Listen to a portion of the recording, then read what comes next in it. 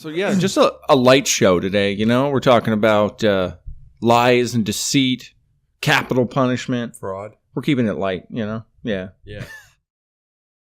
And like a red, white, and blue phoenix rising from the ashes of political bipartisanship, we are back! And this is Salt the Streets Podcast. It is Saturday, October 13th, 1:51 p.m. Go Ducks, fuck the dogs. In that sexy dawn voice. Welcome back, everybody, to the Salt the Streets Podcast, your one and only source for social and political commentary on weekly news, pop culture, and sports. Built from the ground up for people like you and me, the everyday normal person. Join us as we discuss life, liberty, and the pursuit of happiness, and continue our endless efforts to bridge the gap between people and information. As always, we are your hosts. I am Colin. I am Donovan. And coming up on this week's show, we have kind of a light show today. We're keeping it real light. We're going to be talking about, you know, lies, deceit, capital punishment.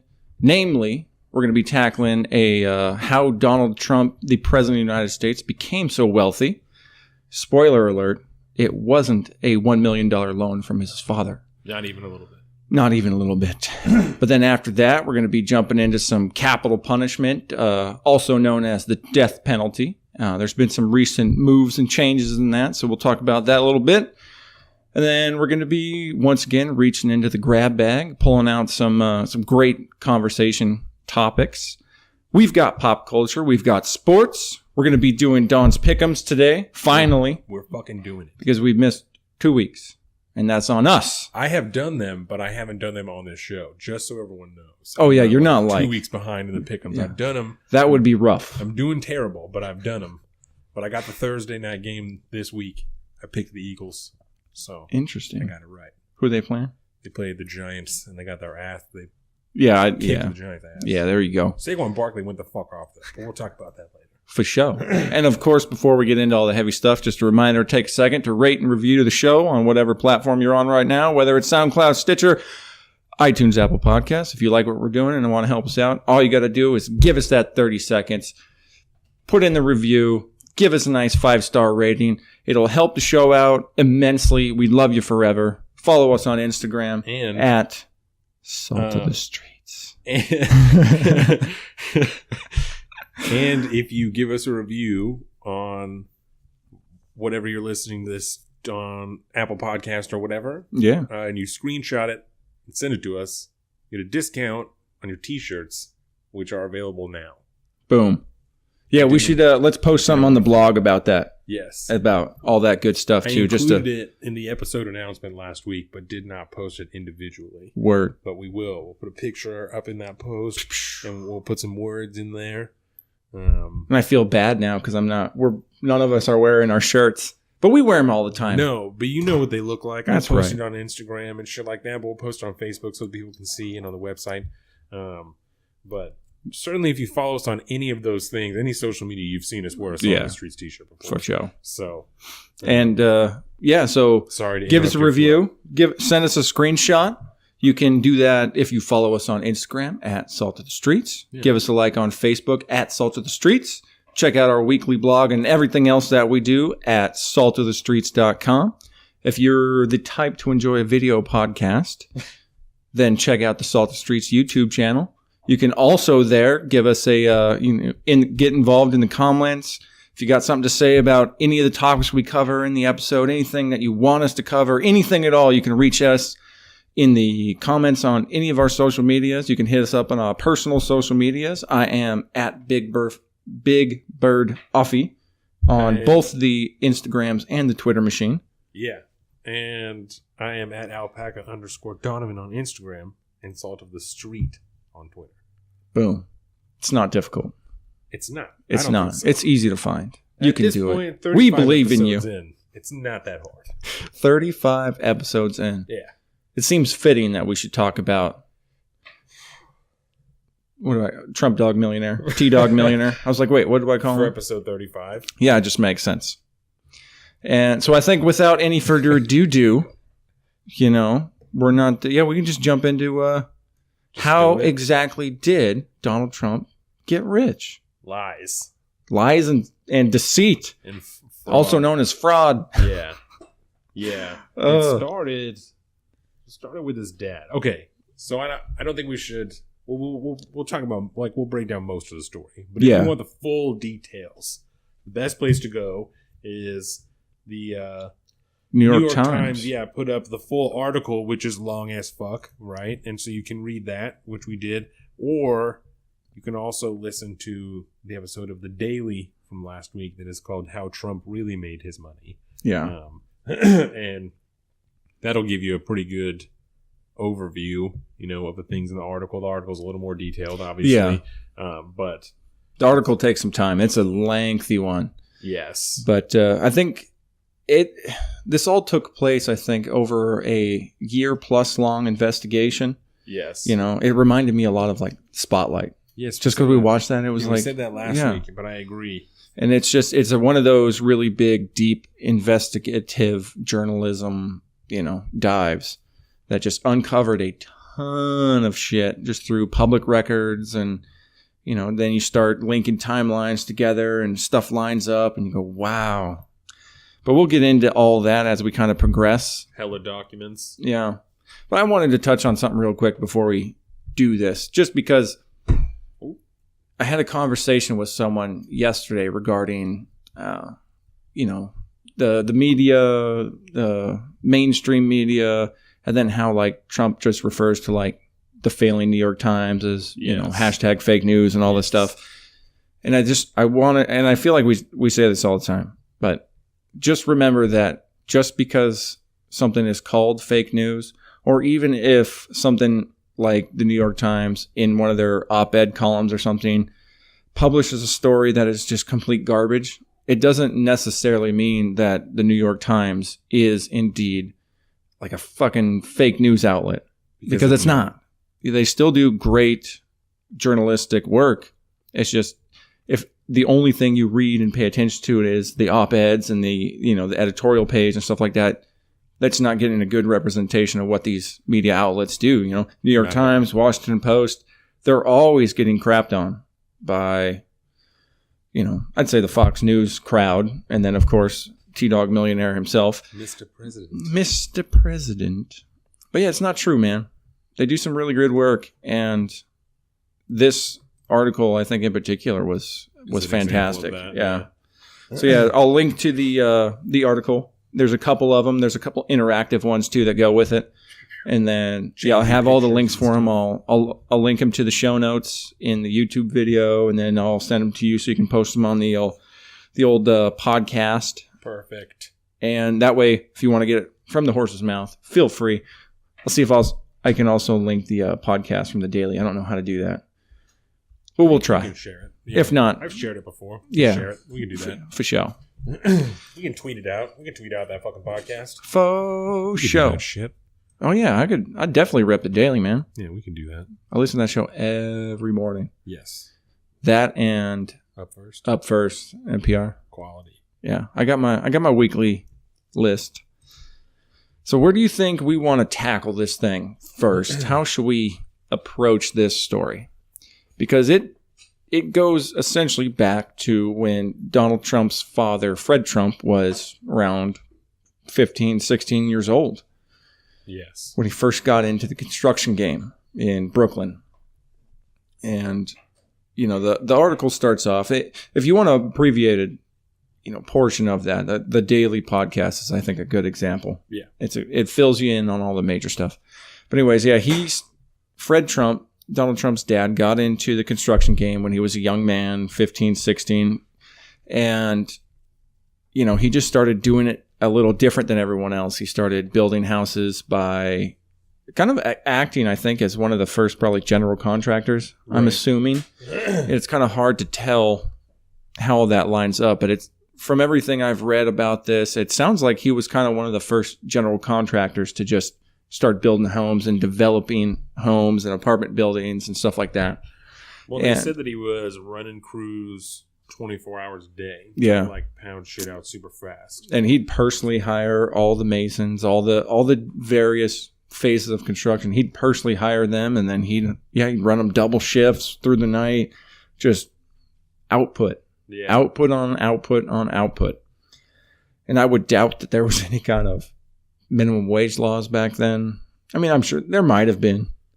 I don't know when did minimum wage come in. They said it was, but it had to be in like the 50s, right? Yeah, it's got to be. So yeah, because he when they talk about when he kind of, not to give it away yet, but when he kind of took over and started fucking with his dad's will, screwing with it, he was like 80 something, right? And that was back in like 2000 and no, it was like early 1990s, I think, right? When he started fucking with his will? Yeah. I think so, yeah. Yeah, because that's when he was in the 80s. So, I mean, you're talking, I mean, it's way back. It was early on. Jordan says his dad was born in 1904. 1904. So yeah. I'm talking about by the time that he's like... We'll just add 15. He's got to be 30 years old. Yeah, probably. So, 1930, 1940. But...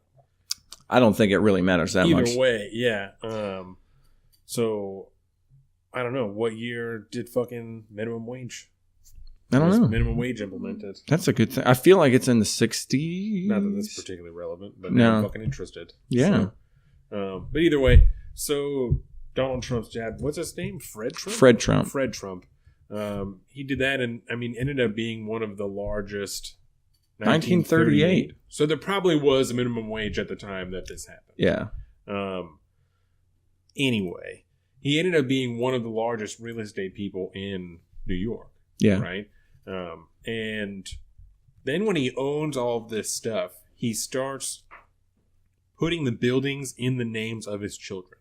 Mm-hmm. So Donald Trump, at the age of 3, owned an apartment building with some like 50 apartments or some shit like that in it. 72 unit.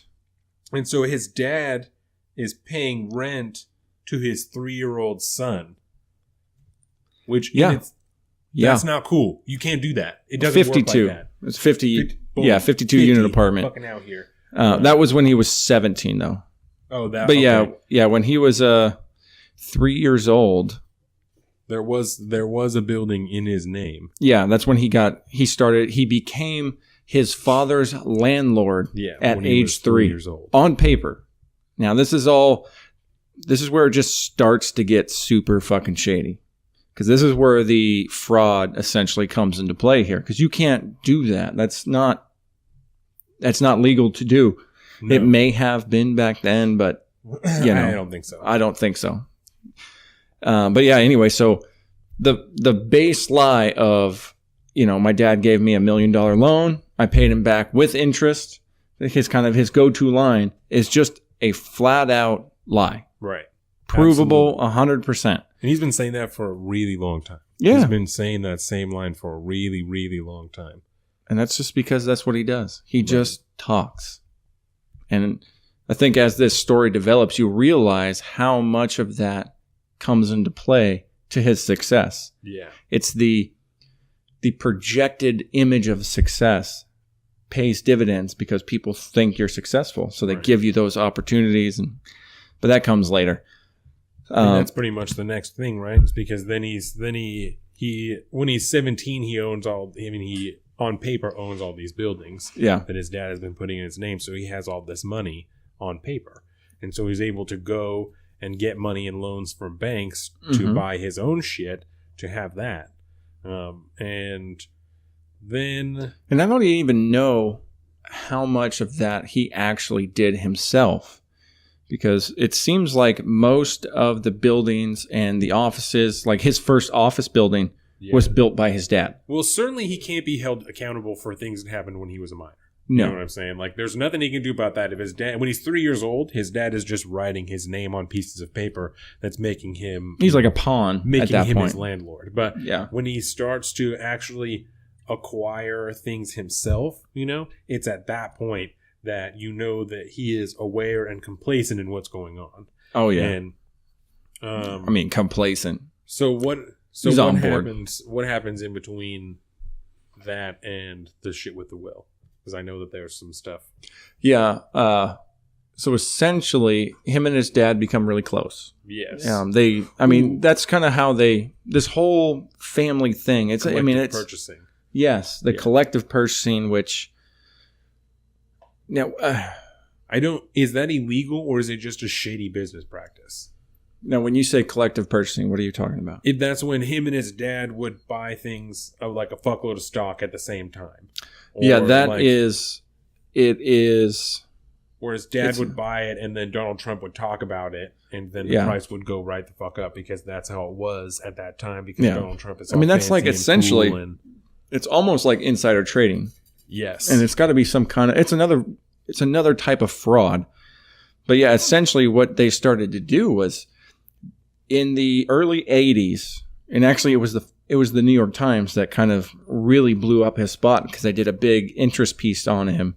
And they gave him the kind of his devilishly good looks back when he was younger, saying that he was the next Robert Redford or something, like as handsome as Robert Redford, and had like a fucking bajillion dollars. Yeah, and he just they really blew up his spot and made him a business celebrity really early on, and that's when he realized, between him and his dad, that there's a good example in the article of when he made a public statement that he was going to be taking a position at the time, the nation's biggest airline, which was American Airlines. Yes, that's what it was. A week before he said that, his dad had bought stock in American Airlines.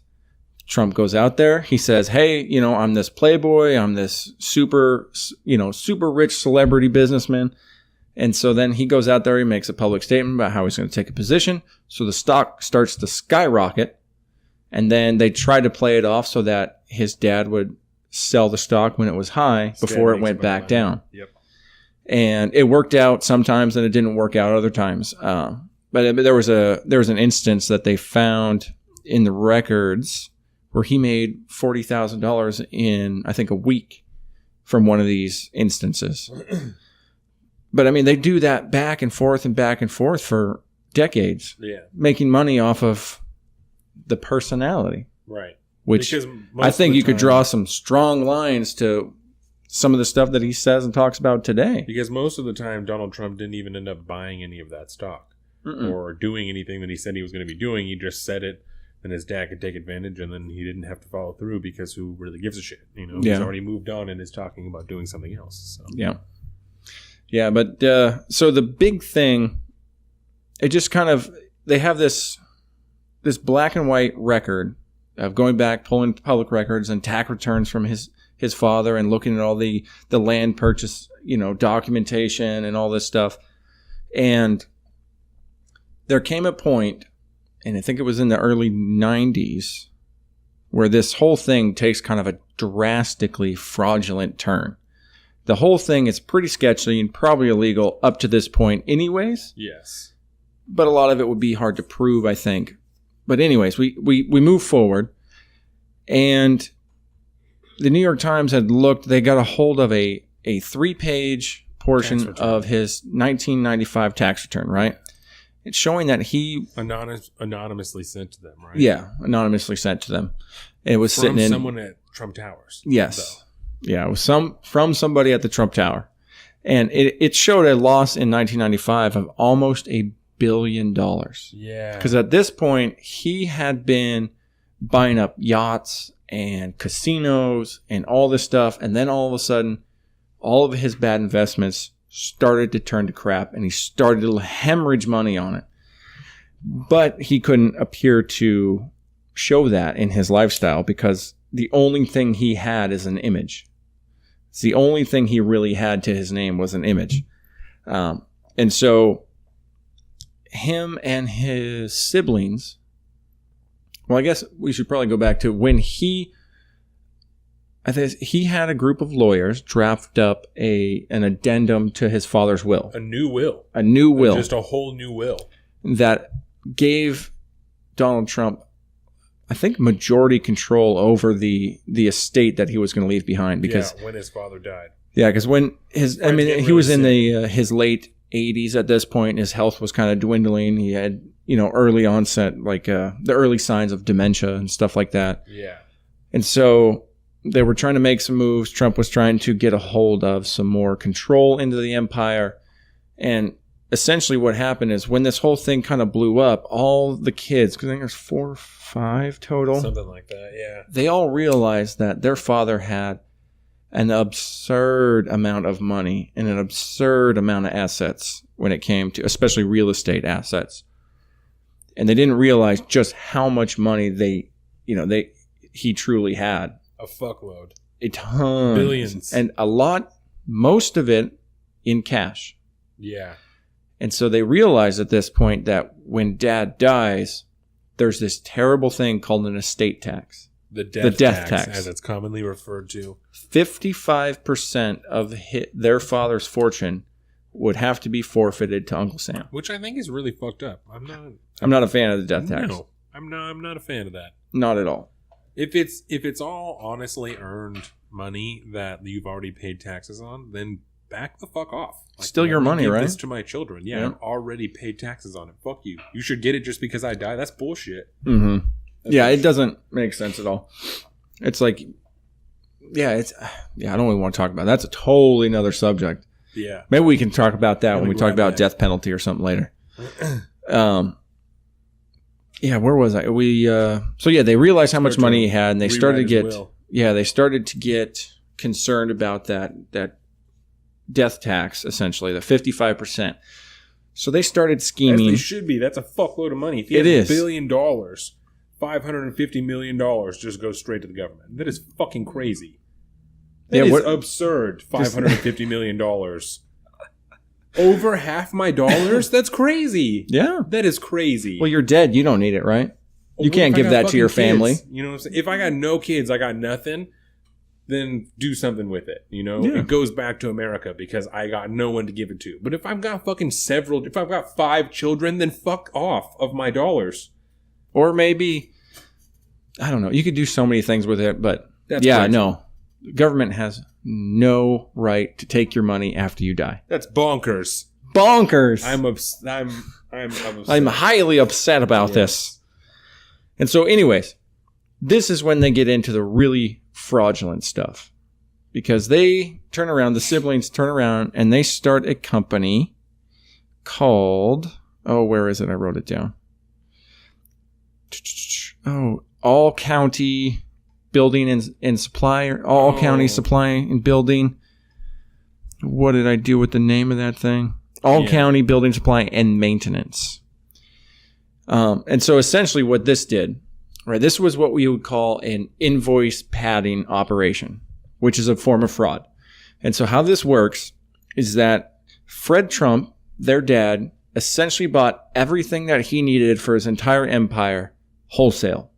He needed I like the way they phrase it in the Daily. He needed a refrigerator. He'd write a check for a refrigerator. Right. He needed a washing machine. Wrote a check for a washing machine. Because of the way that he started as like that general contractor style, he just still did that. That's how everything was still run. So he just ran everything himself, essentially. And so anyways, the kids start this new company called All County Building Supply and Maintenance. And they work directly with their dad. And so what they become is essentially the supplier. And so they go out, they buy the washing machines, they buy the dryers, they buy, the light fixtures and the air conditionings, the boilers.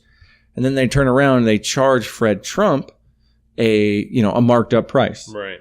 And then they pocket that money, and it's essentially become an asset transition from the father to the kids, which is illegal to do that, because then you're also, because of the invoice padding effect like that, it's called fraud is what it is.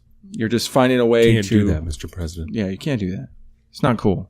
It's also probably beyond statute of limitations. So they do this, and I think that was in 1990.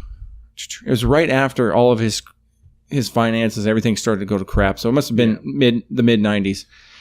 And all this stuff starts happening. We never finished up that once. I'm sorry. You can. Yeah, no. Because I'm bouncing around here. It's kind of hard to. We never finished up because we were talking about the death tax, right? So we never finished up talking about the death tax because once they found out about that, they hired the lawyers that you were alluding to before, right? Yes. They hired people to reassess the value of all of Fred Trump's assets and all of the things that he owned, right? And so they hired these people to reassess them at a way lower value So the taxes would be shit when he died. And then afterwards they can get him reassessed again, and it'll be for their true value, and they'll have all of the money again, or most of the money again. Yeah. Which is fucking fraud. Absolutely. You cannot do that. Like that, you absolutely cannot fucking do that. It is illegal to submit a bogus appraisal. Appraisals have to accurately reflect market value. Yeah. And when they don't, especially on purpose, because every assessor or appraiser is going to be a little different, but for the most part, it's all going to be in the ballpark. The same. But we're talking buildings that were appraised for $2 million actually being worth more like $40 million. Yeah. We're talking an insanely amount less. Yeah, and then over the course of the 5% of true value, that's fucking ridiculous. And so that lowers the percentage that the government could take out on the death tax because they're not worth anything apparently. Yeah. So says the appraisal. And yeah, that's just another aspect of that fraud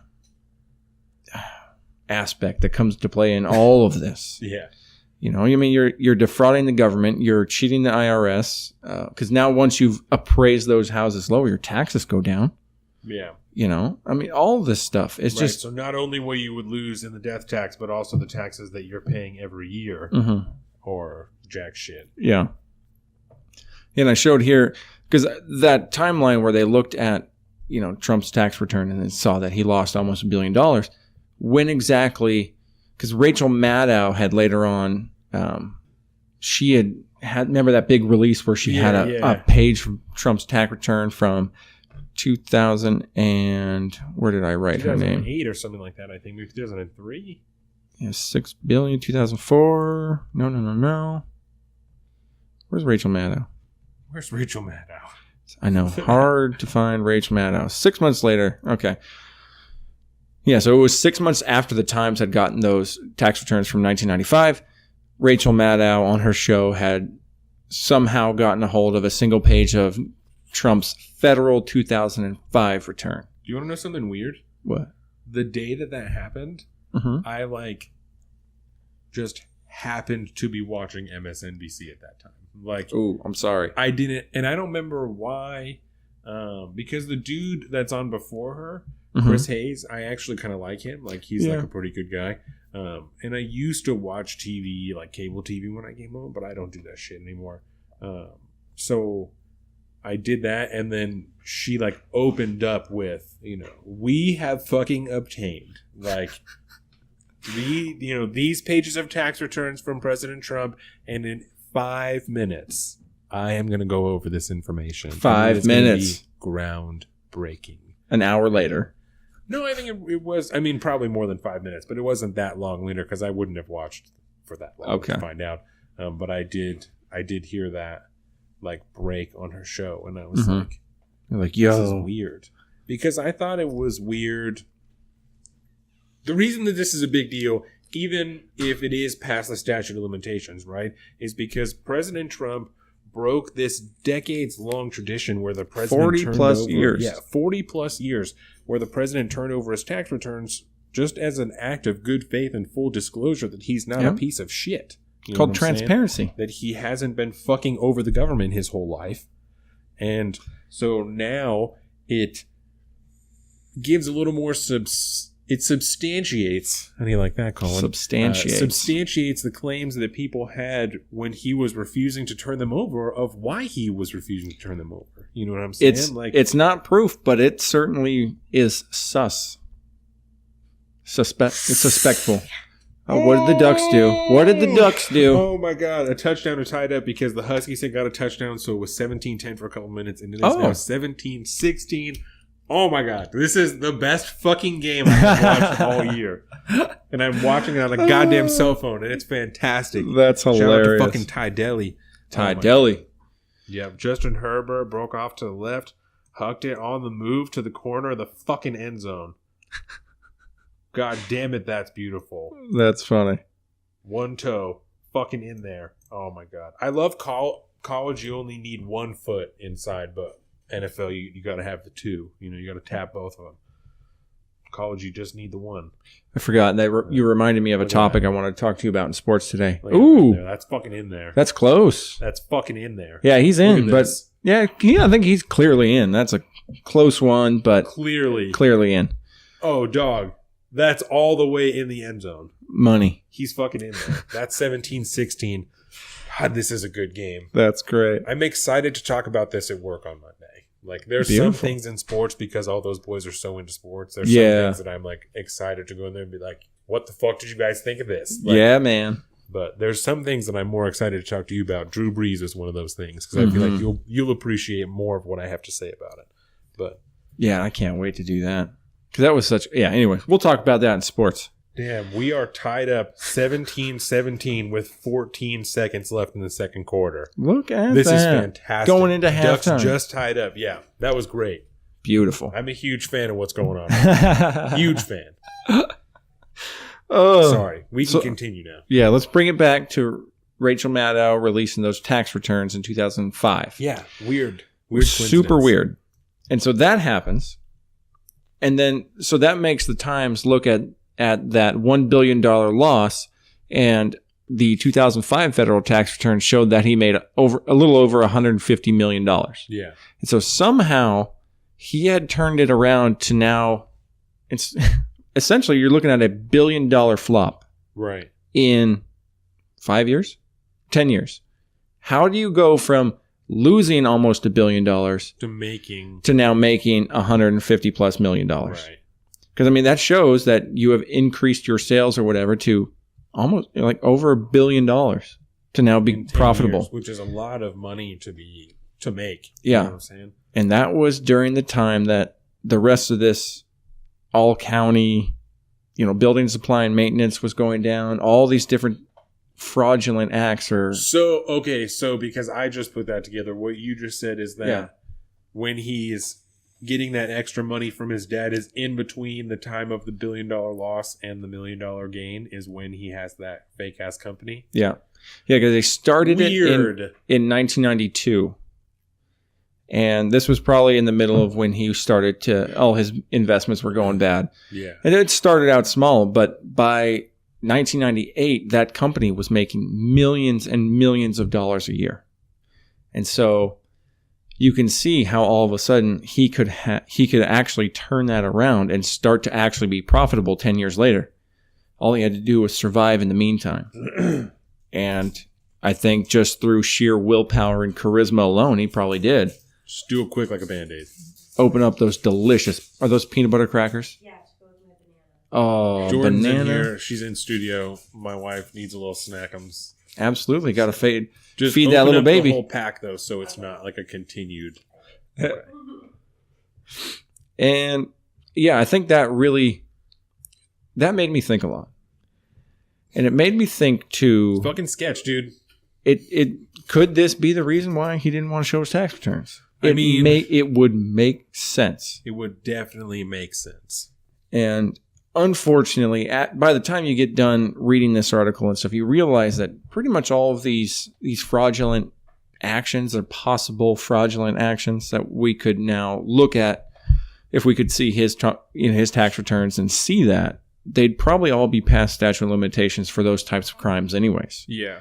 And so essentially the worst thing that you could do would probably, the IRS could turn around and get back taxes and stuff like that. But it depends on if he continued to do that or not. Because if he hadn't been caught that whole time, what's to say that he hasn't been, and this is not what I think, right? But this is just, what's to say that he's not been doing that all the way up until the point that he's been president? I mean, I wouldn't doubt it. Because there's a lot of people that said that he never even thought he would be president.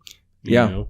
That he didn't really want to be. He never thought he would be. Whatever, any combination of those things. His friend, Larry King, he was on Rubin a couple weeks ago, and he used to be really good friends with Donald Trump. Yeah. Hasn't called him since the day he became president and just said, screw you, I'm done. But Larry King was a good friend of his. They used to meet at the diner all the time, and he never thought for 1 minute that he should ever be a president. Right. You know, he's a character, and he said he was a really nice guy, and very personable and all this stuff, and a very loyal friend. But he should never have ever been president. No. You know, I have good friends that I think are wonderful people. Do I think they could be a good president? No, not at all. But it just goes to show you that when an old friend like that also goes, dude, what's going on here? You can't. There's so many questions behind it. And it almost makes me question if we should have kind of that mandatory look into a president's taxes after this.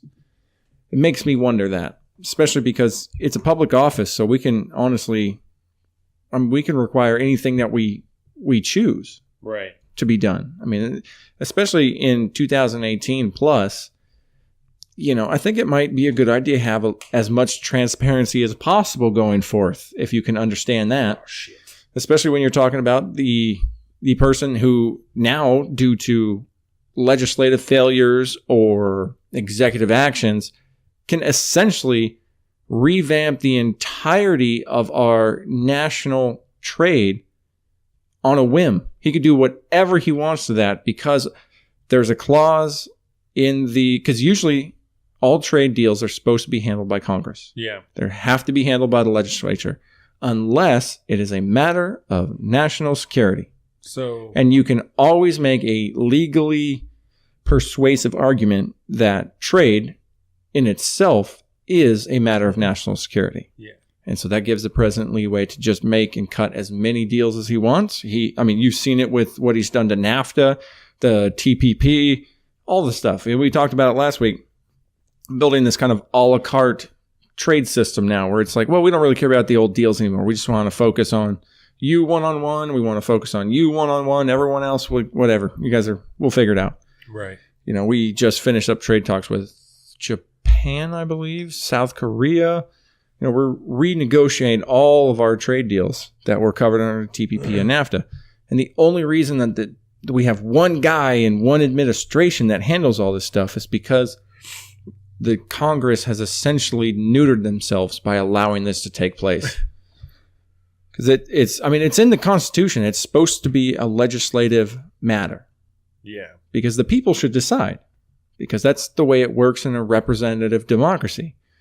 The people decide on what they think is best for the country as far as national security issues, trade issues, and those are all things that are supposed to be done through the legislature. Well, and I think this kind of goes to something that we've talked about before. Let me just write something down real quick. Take them notes, baby. It goes into something that we've talked about before, which is handing over more and more power to the executive branch, right? That since I think that you could go back to probably several different points, but a good, easy starting point for a lot of people, even my age, right, is George Bush. How many things did we allow George Bush to do under the guise of national security? Many. I mean, the fucking Patriot Act, you know what I'm saying? We allowed him to come into your home and into your private life under the name of national security. And it's only continued all the way through his administration, the Obama administration, and now that the president is now able to take control of trade, and do things that benefit him. And something else that I think should be considered, right, is in this sweeping overhaul of the tax system, that him and his administration had such a heavy hand in writing, right? With so much stuff that's done, I don't know that there's any way that anybody has gone through every single thing that was changed in the time that all that was done, right? So who's to say that there weren't things changed that do away, that make whatever part of what he did legal now? Yeah. Because we don't even know what he did. We don't know all these weird, what you said, the invoice padding and all this bullshit. We don't know all of these little tricks that he had over these years. So we don't even know what type of shit he just wiped away, or could have wiped away. I'm not saying that's what happened. I'm just providing alternative theories, possibilities as to what could have happened. Yeah, because without actually being able to even have an idea what's in there and just be able to correlate between the stuff that happened in All County and what his dad did, and that you can see in black and white that is legally bound to him. Right.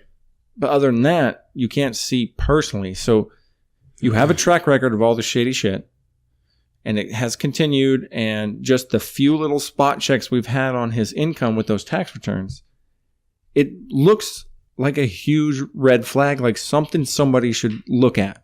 Well, and even... It just looks, you want to talk about 51-49. Yeah. I mean, I think that is a thing that seems so suspect that maybe we can't do anything about it.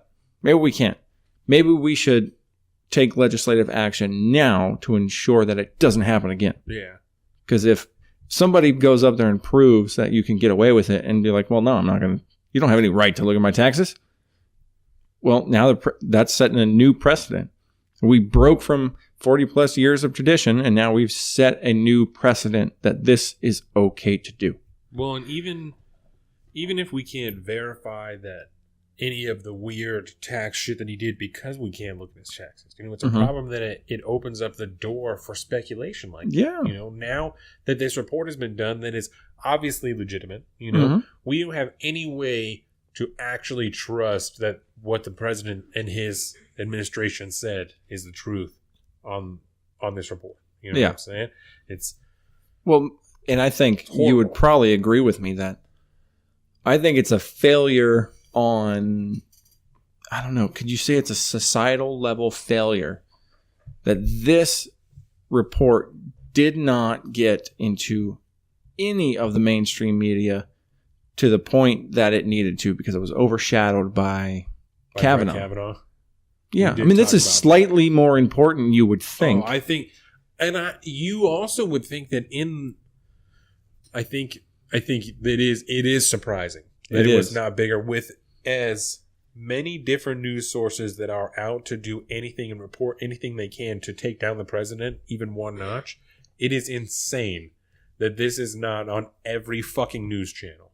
Still today. But it's because, I don't know, maybe we probably felt more confident that Brett Kavanaugh would be confirmed.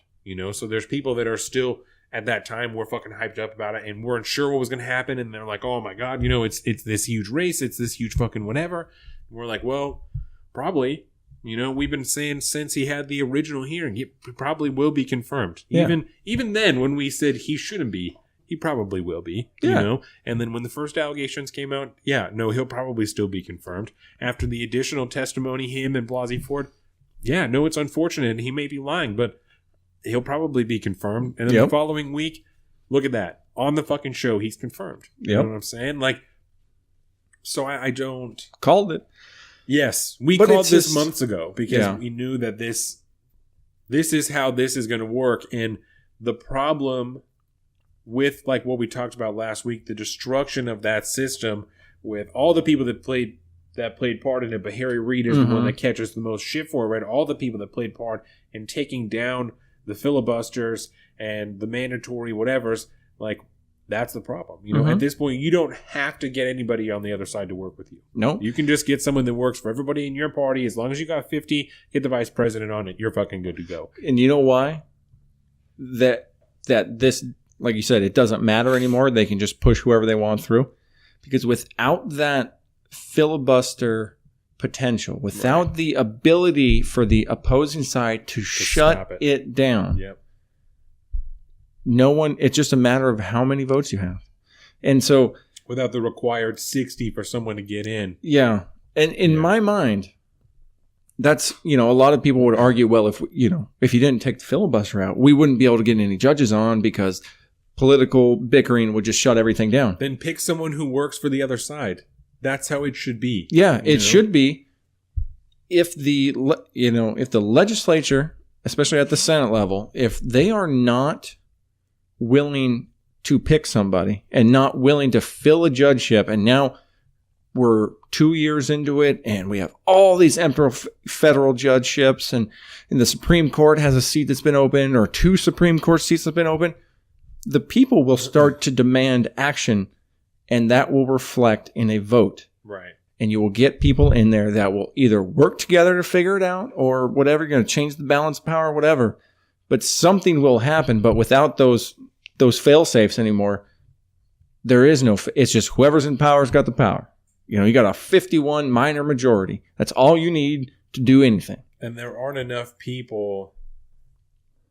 Not enough people have enough time to pay the amount of attention they would have to politics to be able to foresee the instant change that their votes take place in. You know, like it's so few people are able to think, okay, so when I vote for my representative this year, in 2 years, what's that going to look like? I have to think about the possible potential legislation and things that can happen. How old are the people on the Supreme Court? Oh, I have to look up how many fucking federal judgeships are going to be up next year for people to be filled in. How many people in the federal judge system, all fucking 300 or whatever, how many of them are getting old and they're going to retire? You know, how many people might die over the next 2 years that I have to consider that my representative, or in the next 6 years that I have to consider my senator is going to have to vote on? Yeah. You know, that's no one has the time to think like that, you know, unless it's your job to do that. So it's a failure not only of the system, but of the people, because we as a society don't have enough time to see that. You know, like that's what you're there for. Like that's what the representatives are there for, is to help us do that. And I also have another thing to add on top of that.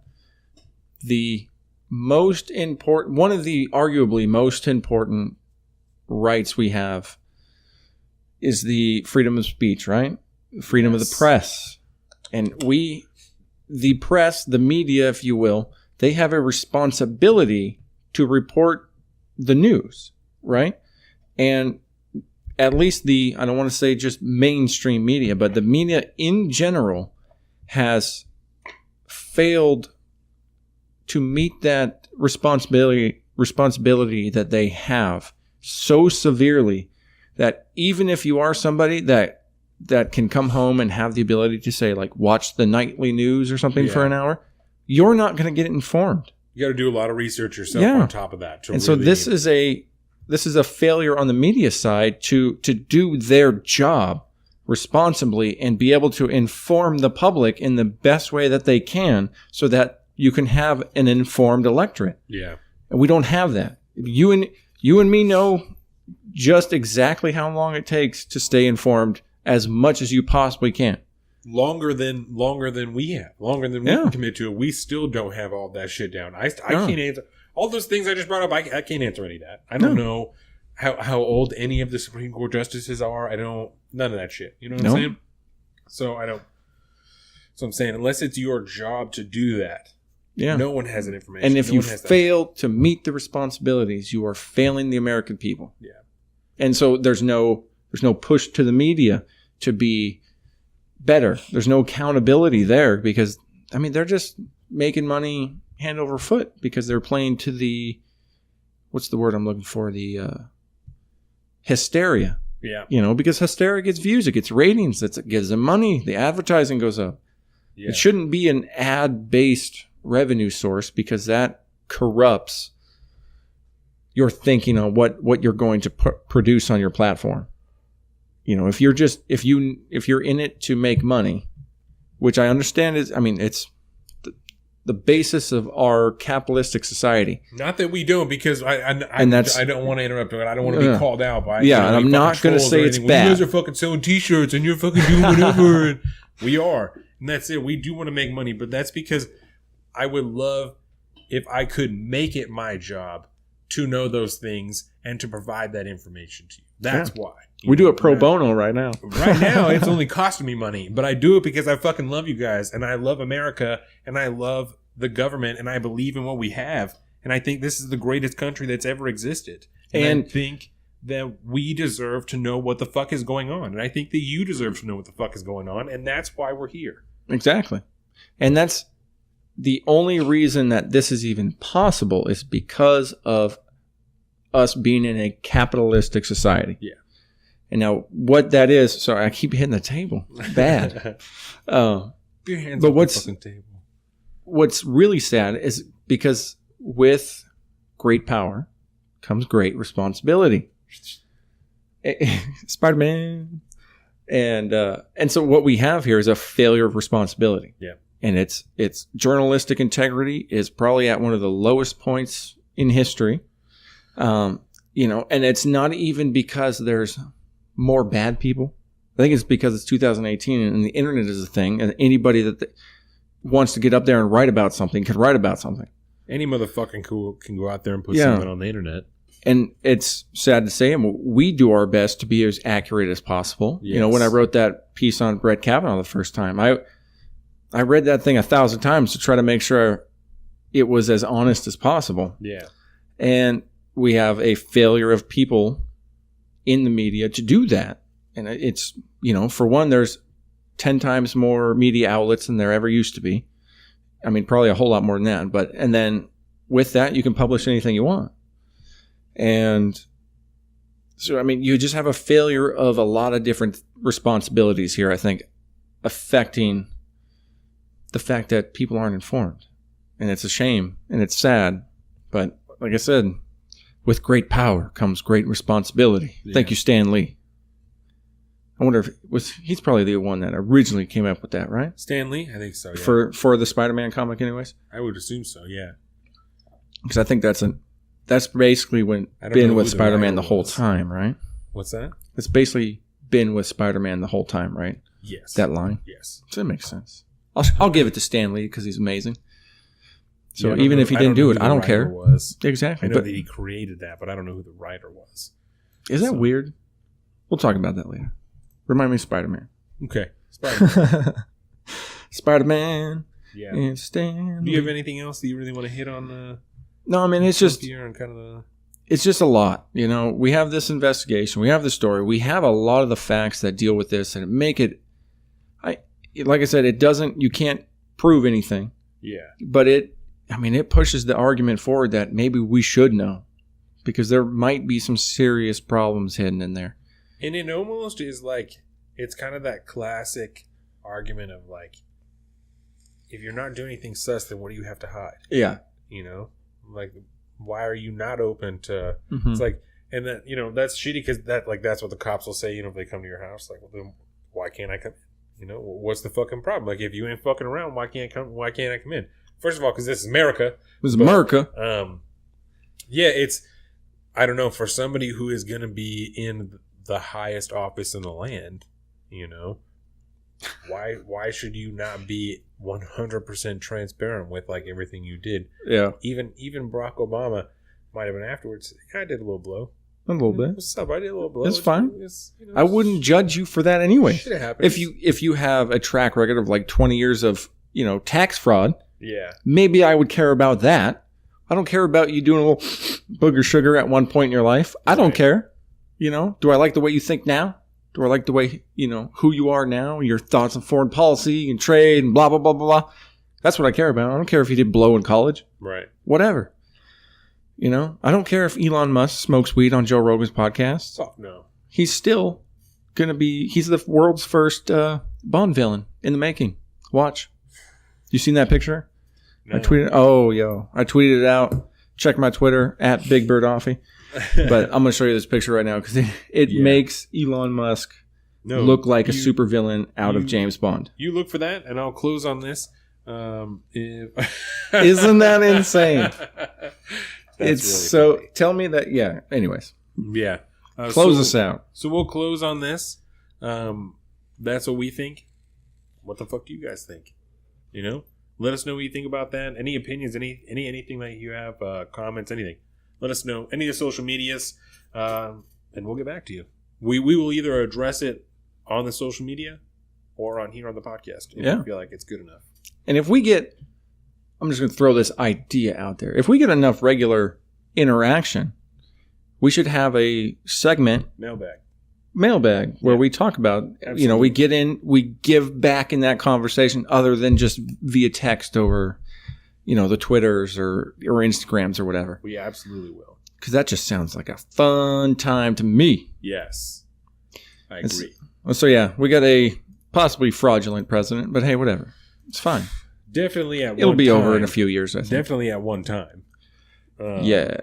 And, you know, like I said, it at this point, for the people who hate President Trump, right, there's no reason for them to believe that he wasn't fraudulent all the way up until the point that he became president. There's no reason for them not to believe that. No. There's no good argument against that. No, but all the people who are like always Trumpers and are down for that shit forever, you know, the MAGA hat wearing people, like those people are going to think that this report is bullshit anyway. Because it comes from the hashtag fake news, right? But that doesn't seem to be the case. No. This seems to be awfully real. Very legitimate. Yeah, I mean, based on the room that they were talking, they had hundreds of thousands of documents from that they've pulled from, over a year-long investigation. Yeah. This is not an editorial page. This is a long-form, official New York Times article written in conjunction with 3 people? I think 3 people. Yeah.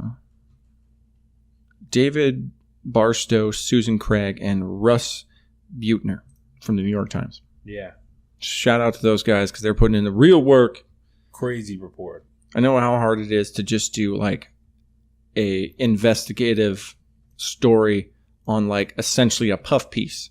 Yeah. Trying to do that in your spare time is not easy either. But to spend over a year digging through like documents like that and requesting things from the Freedom of Information Act and public records, and so good on them for doing the good work. And I think with that, quick plug, saltofthestreets.com. Watch out for our blogs. Watch out for the podcast. YouTube.com, Salt of the Streets for our page. We just talked about our social medias. So reference those if you're watching the YouTube video. Boing. And I think from there we should talk about the death penalty if you want to move on. Yes. I am prepared to move on. Very well. Let's close this out. The court of Salt of the Streets is now closed on that case. Well, there you go. Yeah, because that was a thing that just happened. Yeah. So the reason we're talking about death penalty today is that Washington State, via the Supreme Court, just became the 20th state in the Union to completely abolish the death penalty. Yes. And this actually came from a Supreme Court ruling, would you say Wednesday? Thursday. And I mean, I've seen articles on this from the New York Times, Washington Post. It hit the BBC. I have all those same articles up. That's really funny. Isn't it crazy? Yeah. KUOW, I have that article up. NPR has an article. You got to the point where I just got rid of probably like 5 or 6 of them because there's not much here to say. There's a little bit, but this is really a pretty general conversation is what it'll turn into. Obviously, we'll provide the facts of what happened. But so on Thursday, it was ruled that the death penalty in Washington State is unconstitutional.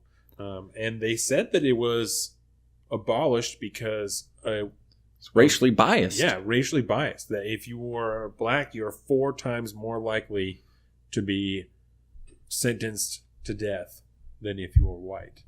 That's what the statistics have said. Yes. Yeah. But I also thought was interesting, there's more white people on death row than black people. Yes, there are.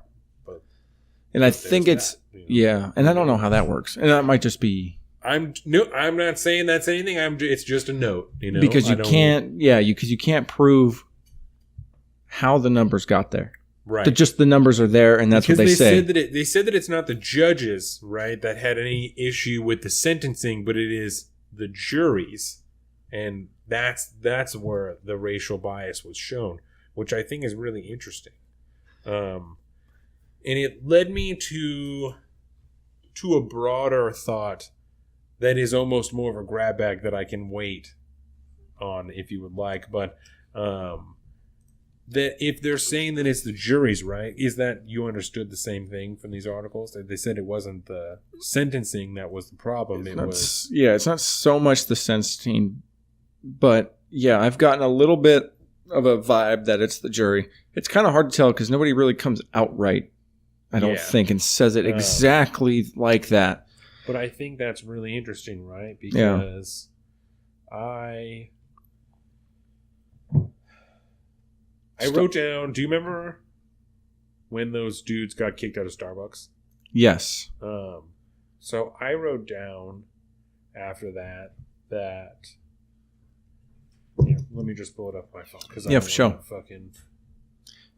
I'm curious how you're going to tie that story to this. This is really interesting. Yes. Yeah.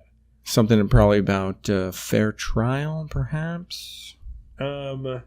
About racism, right? Because when this shit happened with the dudes at Starbucks, right? when the black guys were in there and they tried to use the bathroom, right? But they got told they had to buy something or they had to leave if they didn't buy something or whatever the deal was. I don't remember exactly what the jam was, right? That's not particularly important. But the narrative around that is that they're like, racism is still alive and well in America. In Starbucks. Because like shit like that is happening. Yeah. And then you saw several other things like that happen, videos and whatever, and you obviously only see what's in the video. You don't know what happened before that. You don't know what happened after that. You don't have any idea. But it like seeing that, right, made me start to think because I don't know. I can't see any other reason as to why those people would have to leave if they were trying to have a reasonable conversation and all the whatever, right? Because with all of the different scenarios that I saw, there's no way that all of those people were assholes every single time. You know?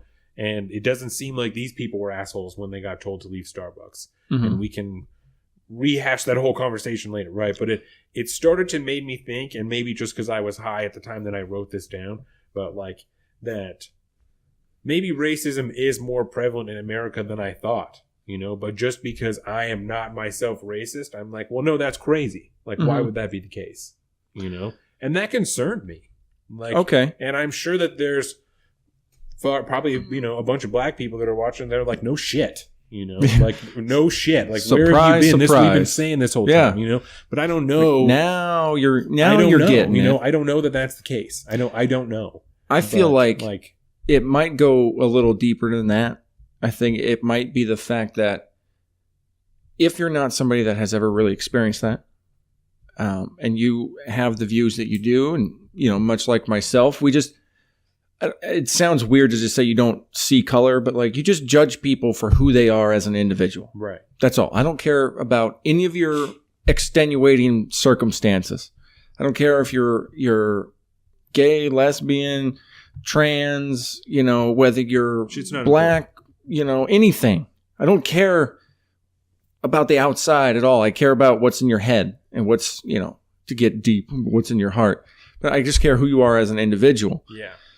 And so I think due to the fact that in 2018, I don't know if racism is more prevalent today than it used to be, or we're just seeing more of it because we can now. We can see all, anybody can get on Facebook Live or Periscope or Instagram and take a video. Like, anybody can do whatever and document anything at any time. And so having that realization of like, man, I didn't know it was this bad. And how bad is it really?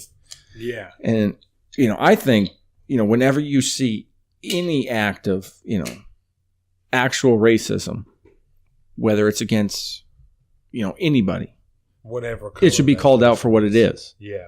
And say, this is fucking bullshit. This is not okay to have this, especially in 2018.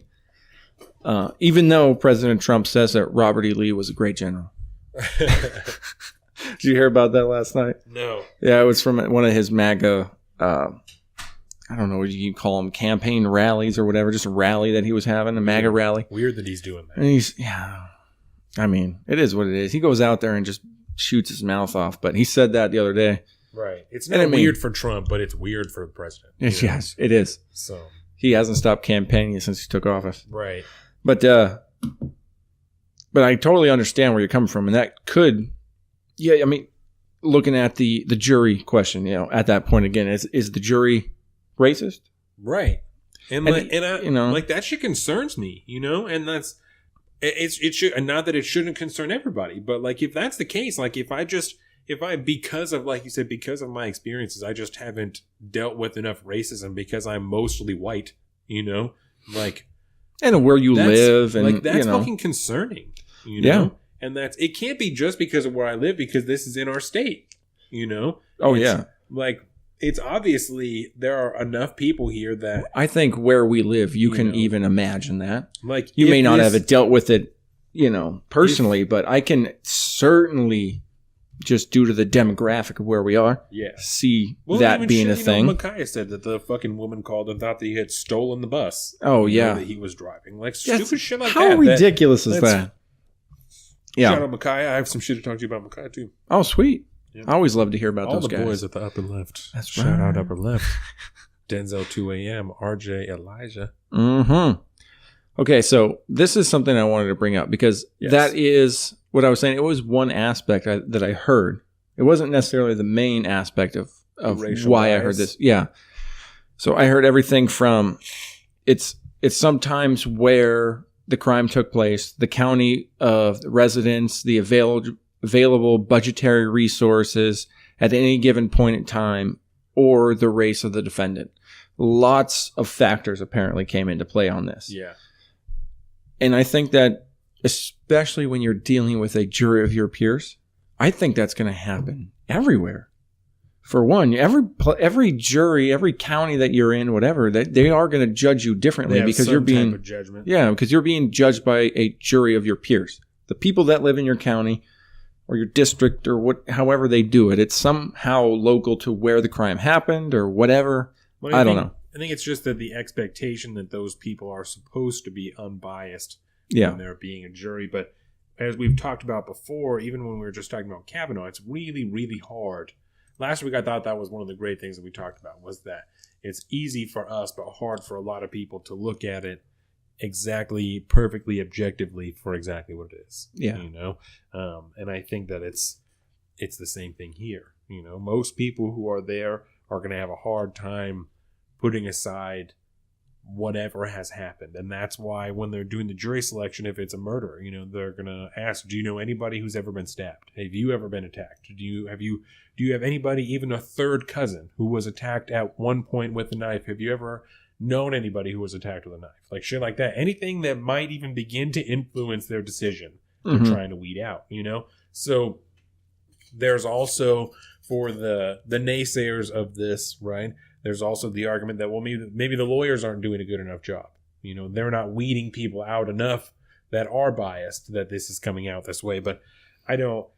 One thing I did notice was I had a hard time finding the actual report. Mm-hmm. Like, I thought that was weird, that I had all these articles about it, but I can't find the actual report to try and read it myself. Yeah. Like, I did not like that. Were you able to find the report? No, I looked. So I saw because it's a references report, right? to it. It's a UW report. I believe so. So yeah, and because I saw references to it and occasional numbers from it and stuff like that. I heard a case of a guy who had committed an insane murder, but essentially killed his family. Right, it's 23 and 23 now. Yeah, it's about to be 24 after they're banging this extra point to 17. 23-17. Beautiful. Go Ducks. Why not? And sorry, go ahead. But yeah, there was a comparison there where a guy had come up and he had murdered his family essentially. Yes. And he was trying to get out of the possibility of death penalty. I think he got sentenced to death, but then he tried to appeal and saying like, you didn't give the Green River Killer a death sentence. Yeah. Why am I, how is this happening to me? And I mean, if you put it on that balance scale, yeah, that is kind of sus.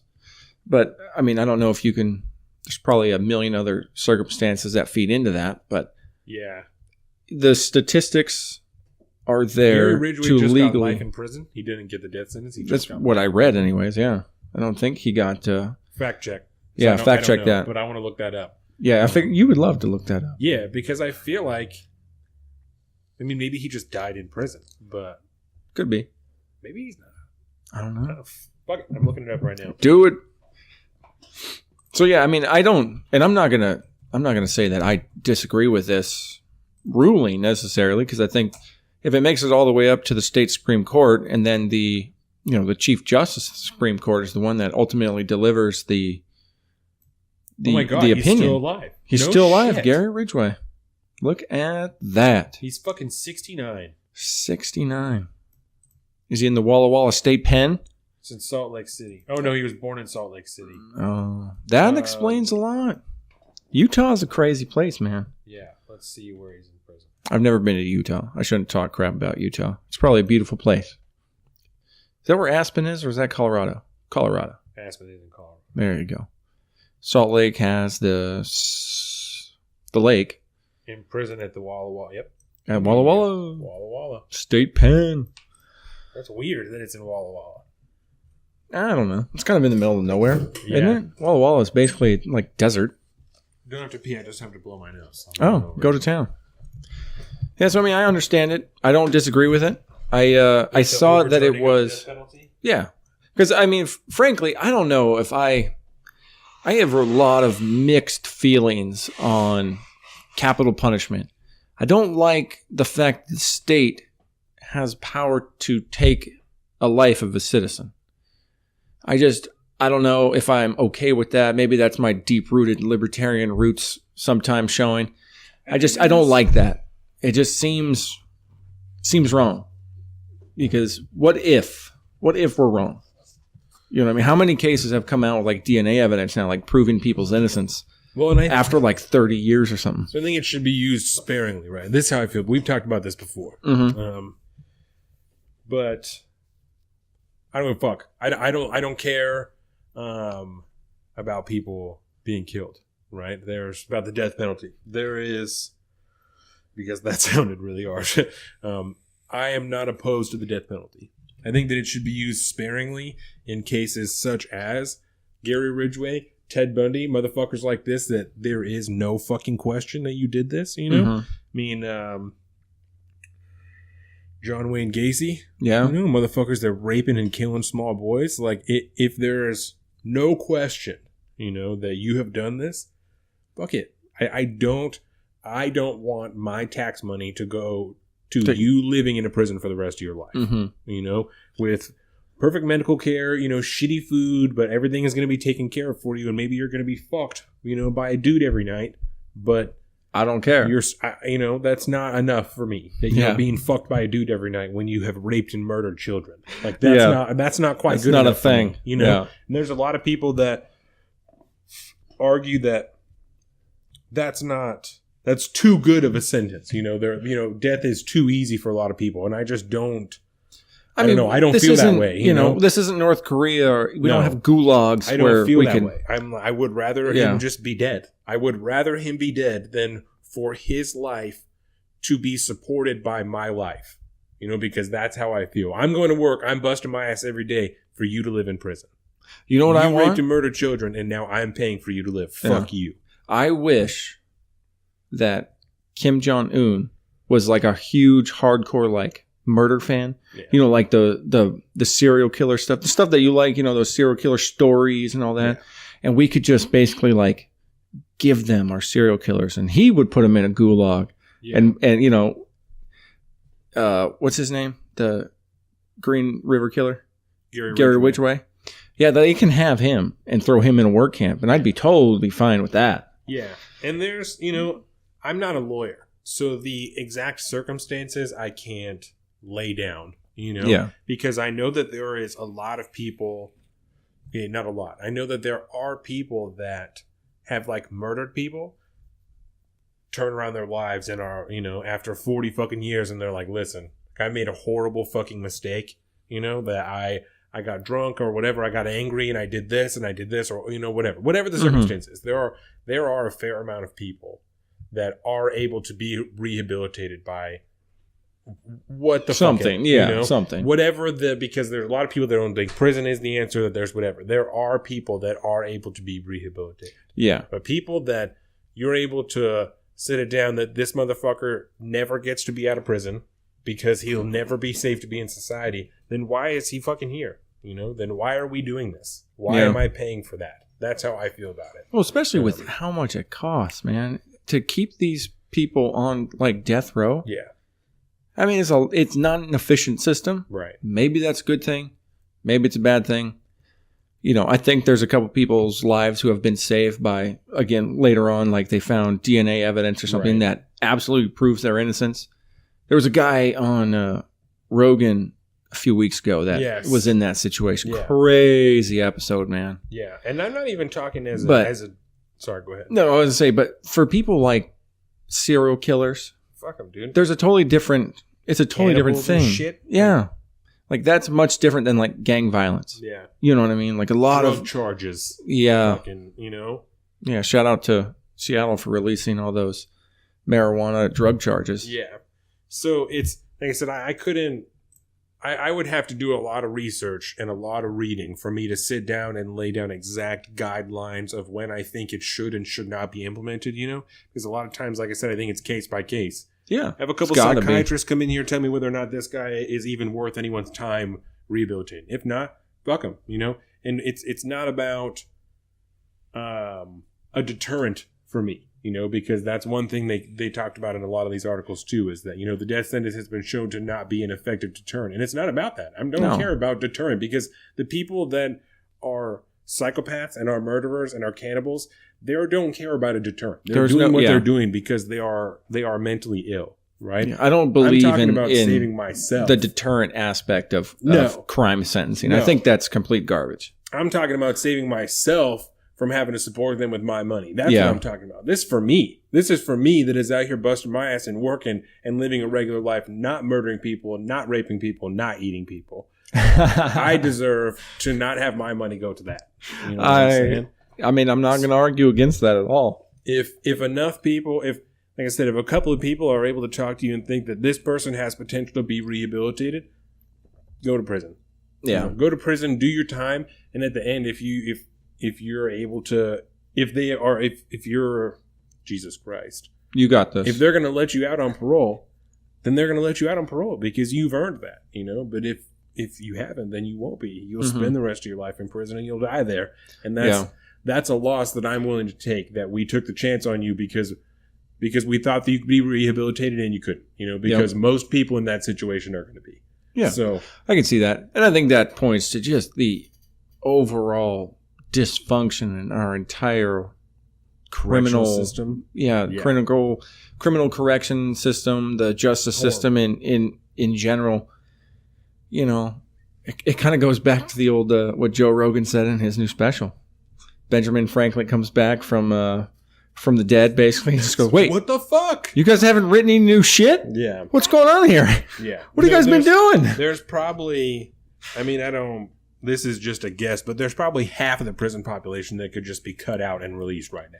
I would probably. That is just like to not only cut out the amount of people that don't need to be in prison because it's some bullshit, but also, again, to save us money, that we don't need to be putting that much money in the prison system. Yeah. White collar crime, for example, for me, I don't think you need to go to prison for that. I think that you should be able to, I think the state should be able to take away some of your rights for a specified period of time, where they essentially have complete transparency maybe of your finances, or, major purchases and stuff have to be approved and all that. You have to prove over, a 20-year period that you're not going to commit fraud anymore because you can't. You've paid back the money.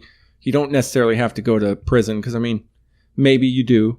Maybe you don't. I don't know. I'm not going to try to figure it out. But it depends on the amount of money. Yeah, and I'm thinking there's just other ways to punish people that are probably a lot more efficient than just locking them in a cage with a bunch of hardened criminals they're probably just going to be worse coming out of it half the time at least. I think you hear that a lot about our prison system. Well, yeah, no, and I think, like I said, it depends on the amount of money, because if you've been embezzled fucking $40 million from a company or something like that, you can't pay back $40 million in your lifetime. No. With the type of job you're going to be able to get after this conviction, you got to go to prison because you're not going to be able to pay back this money. Yeah, I can see that. If you stole $100,000 from a company, that's a really terrible thing, and you're going to have to wear that forever because you got convicted of it. But yeah, pay back that money plus half.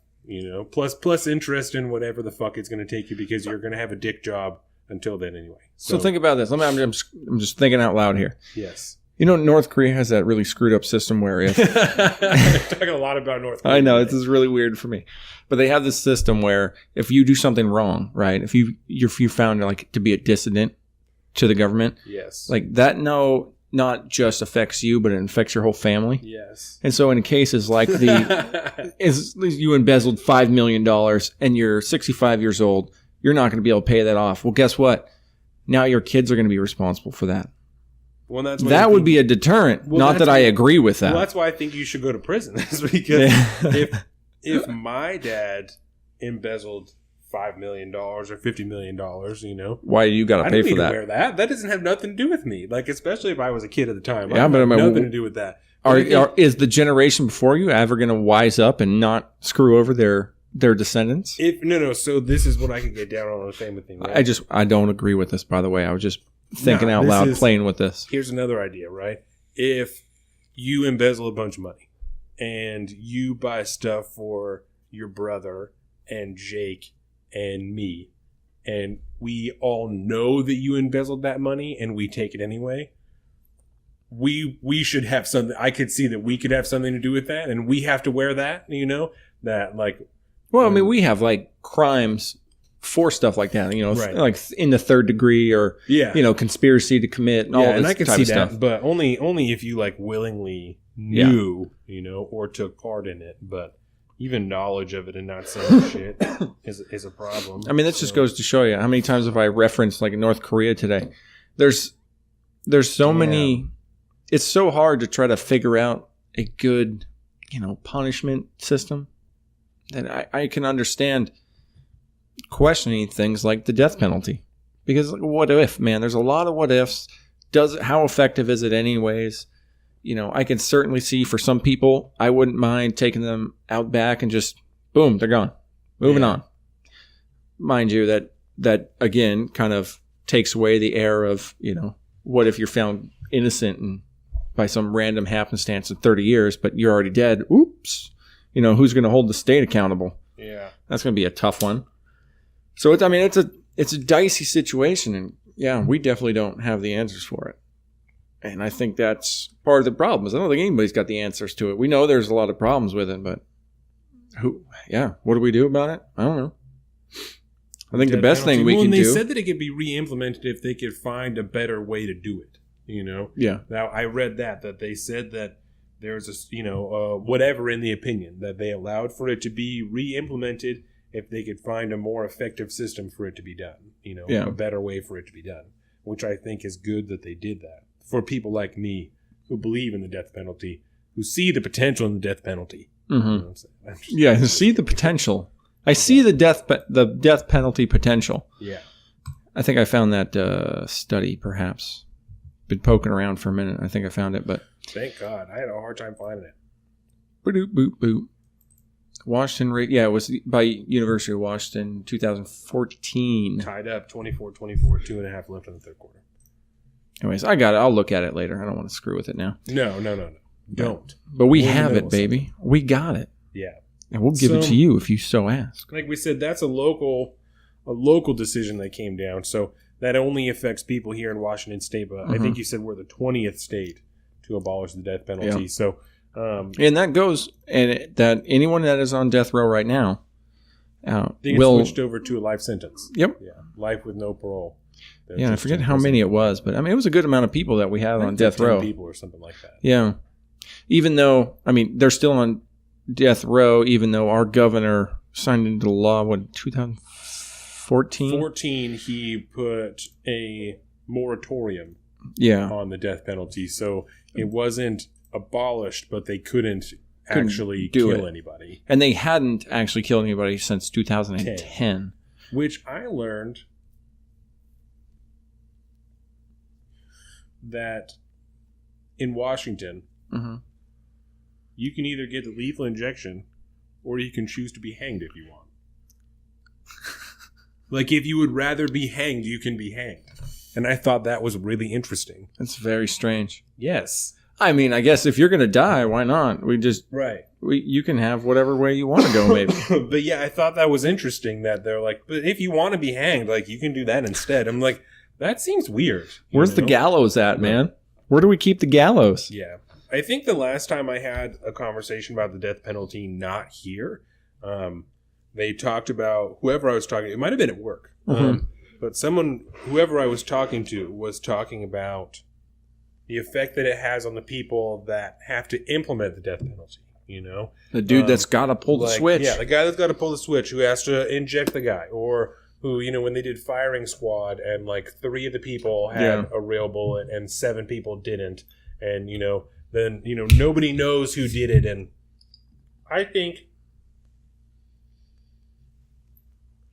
maybe this is idealistic of me, If you can't handle that, get a new fucking job. Yeah. You should not be there. Like, if that's true. the case where you work in a prison where you know that they put people to death, right? Because they're only doing that in certain places. It's not like they're killing people at every single prison, or at every jail. Like, if you know that's the case, there's got to be some type of sign-up sheet or something at the prison, that's like, I am willing to do this, So put on there, I don't want to do that. I'm not interested in that. Like, that's not something I want to do. But I'll be here. I'll work in the prison. I'll help people out. I'll do all this shit. But I don't want to do that, Yeah, and that... We got 10 people here who are willing to be on the firing squad because they don't give a shit, Yeah. That's not something that they're worried about having to deal with. But one guy who really is scared shitless that he might be the guy that kills someone, doesn't want to have to wear that, Then don't do it. Then don't work there. Don't have that job. Like, be bigger than that. If you don't agree with something that you do in your job, don't do it. No. That's working in a strip club, being really uncomfortable with nudity. Yeah. Like, I know nudity just makes me really uncomfortable, but I just love my job at the strip club. Like, that doesn't make any fucking sense, Get a new job. Like, I know I work in customer service, but I hate being screamed at. Like, you should get a new job, I hate people, but I work in customer service. Like, that's just stupid. Yeah. But it's the only job I can get, Don. No, it's not. You can get another job. I got zero sympathy for you. Try harder. Just do better at life, people. Not to point. I don't want to judge nobody. Whatever. You got to do what you got to do. But you can work out of it if you don't like where you're at. No, and I only say that. My first job was customer service at the call center. I fucking hated it. It was a terrible job. But I knew walking into that, and in training, they're like, people will scream at you. Like, they will not be nice to you. Some people are going to be super nice, The majority of people will be nice, but some people are going to fucking scream at you. And there was probably 5 or 6 times, maybe not that many times, like 3 or 4 times where people wished death on me. One person told me they hoped that I got cancer. Wow. Over a minor billing dispute. Like, truly minor. Not several $100s, probably not even $100. Like, what was your name? Don, we used our regular names. We just didn't say where we were. We would tell people that we were, in Seattle. Oh, okay. So we used our regular names. That's interesting. So you didn't work for like a skeevy company. You we were like in Sprint. Yeah, customer support type situation, right? Yeah, you weren't one of those cold calling people now that's taking over the world. No, we didn't have nothing to do with that, but deal with billing and help some people with their phones and just bullshit like that. Yeah. Change plans and you were supposed to give me my $20 credit on the last month's bill. Yeah. But I haven't gotten it yet. I've gotten 3 bills. Yeah. Can you help me out here, Donovan? I had a bunch of people, go fucking die. Jesus Christ. Like, easy. Why? The person that told me. Why? It was a woman that told me that she hoped that I got cancer. And she hung up on me after she said that to me. And I said, ma'am, I'm 19 years old. And I am in a separate state from you, trying to help you deal with what's going on with your phone bill. So I didn't do this to you, man. That. Yep. And then she hung up the phone. So I must have made her feel like a real bag of shit. I hope so. She should have. Like, I know there's no reason to talk to people that are being reasonable with you on the phone. Talk to people like that are being reasonable with you on the phone. Like, This is not the scammer that calls your grandma and tries to steal their money. You called me. You called me and asked me for help, and I'm helping you, and you're being an asshole. Like, yep. Yeah. No. This is your fault, Donovan. Oh, it was terrible. Where's my $20 credit? Come on. I told Jordan. I've told a bunch of people when people would call about their service, and if they're nice, like, you just give them like a $15 credit or whatever. Oh, that's cool. Sprint at the time had terrible service, but if someone's being a real asshole about it, and you can like measure people's service, like there was like a tool there that you could see the amount of bars they were getting where they were at. Like, wow. I can see how good your reception is. So if you're telling me you have 1 bar, I can see you have 3. You're fucking lying. Like, I know that, And so people who did that, or their texting hasn't worked for 2 days, right? But I can still make phone calls. I can still go on the internet. I can still do everything else on my phone, but my texting hasn't worked for 2 days, right? And they're being a real asshole about it. So you're like, okay, this is what I can do for you, right? Your bill is $65 before taxes, right? Because we don't include taxes when we're talking about adjustments. So 65 divided by 3, because you get 3 different services. You get texting, calling, and data from us, right? So divided by 3. So we're going to take that number, and it's 20, and we're going to divide that by 30, because there's 30 days in the month. And then I'm going to multiply that by 2. And that's the amount of dollars I can give you, because that's a nice easy system. People flipped the fuck out. They would get just twice as fucking angry when you told them, I can give you $7.66. You're like, what? Yeah. Excuse me? Yeah. I can't text for 2 days, and you're going to give me $7.66? Like, yeah, that's how much it costs, bro. I don't know. Listen, man, I explained to you exactly how we deal with the adjustments. Yeah. Like, that's how we break it down. So that's what I can offer you. I like that. I want to talk to your supervisor.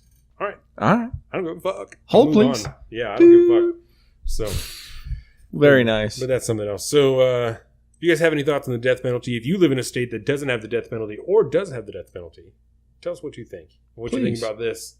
I tweeted out an article about it that you guys can see. If you want more articles, let us know. But they're pretty easy to find.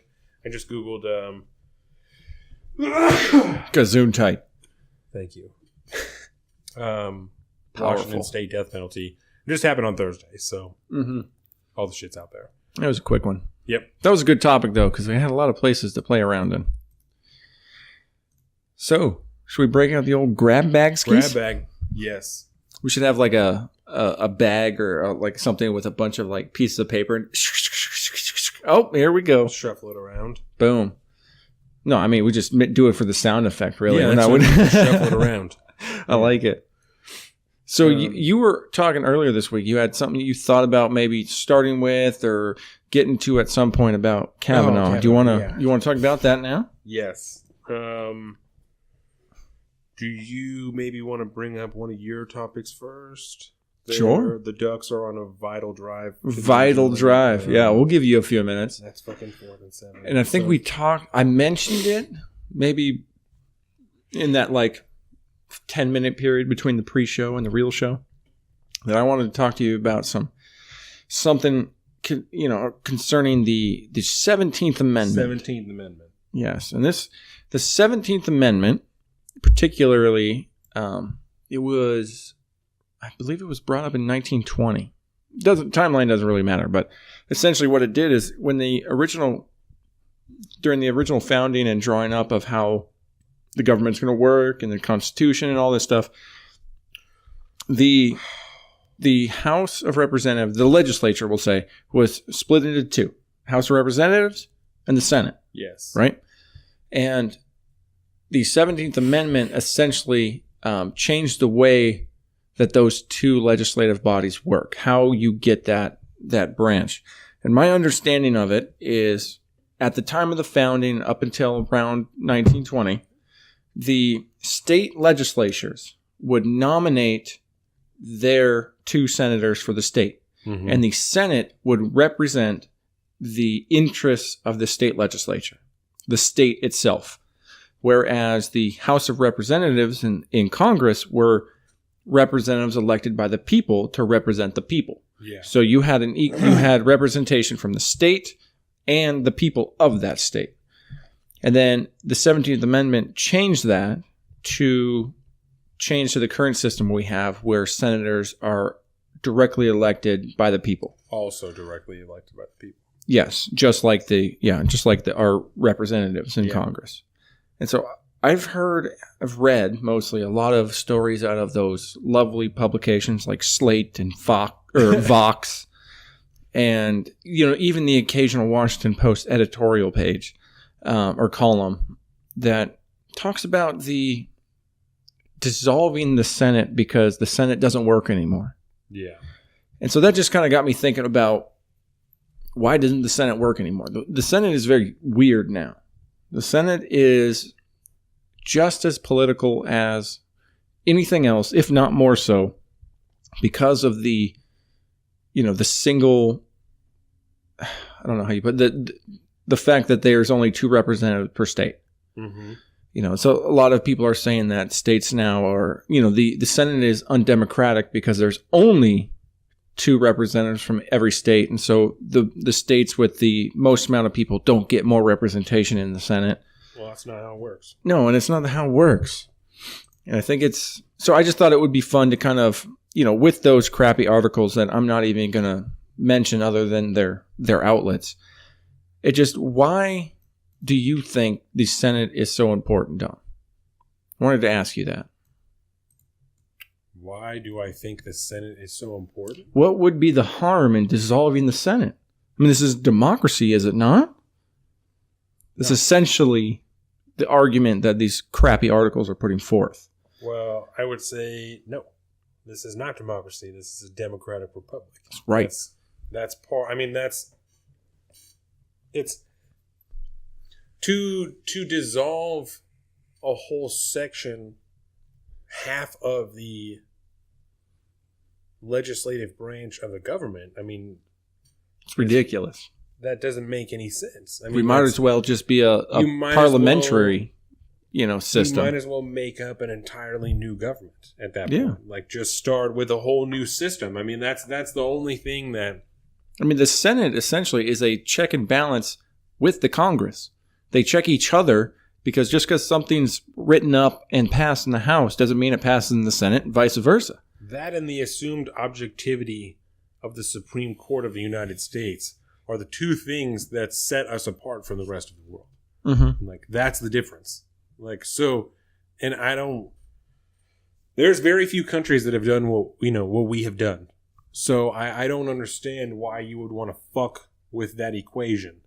Because it's undemocratic. It's the same. We also talked about, there are people that are talking about expanding the Supreme Court. Because there's too many conservative justices that are on the Supreme Court.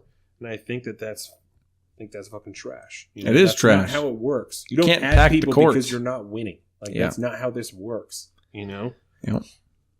And I hate to say it, but no matter how many scare tactics you hear, the country's not going to end because the Republicans are in charge. No. No. Yeah, some things, how we operate might change, especially when you're in the realm of foreign policy and trade. Yeah. But that's the way it works, man. I don't care if you didn't win. There's obvious reasons why you didn't win.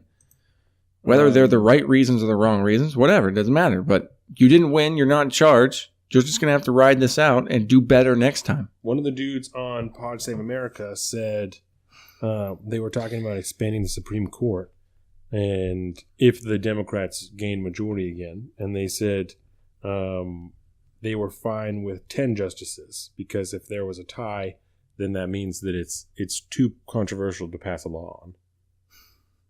If there's a tie, that makes then zero there sense. Shouldn't be a law about it. Yeah.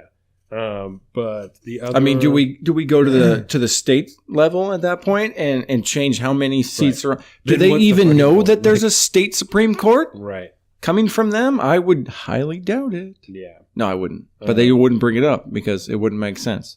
So the other things that I had on here that you were talking about were about Kavanaugh. Mm-hmm. And excuse me, we never talked about President Trump mocking Christine Blasey Ford. This is correct. Which was dog shit. But we don't. It doesn't really matter now. It's just another shitty thing that the president did. Yeah. It just seems like your average Tuesday. 2 things that I thought were important that we didn't get to touch on were that the lawyer, what's her name, Rachel Mitchell, that the Republicans brought in. She was a prosecutor. When she was questioning Brett Kavanaugh, right? The moment that she started to really get on a roll and was starting to getting to talk to him and question to him about a night that maybe could fit the description of the night that Christine Blasey Ford is talking about, that is when the Republicans took their time back and they started to question Brett Kavanaugh instead of her, which is not surprising, but is, again, a shitty move by the Republicans for them to claim that they're the ones being objective when they're doing shit like that.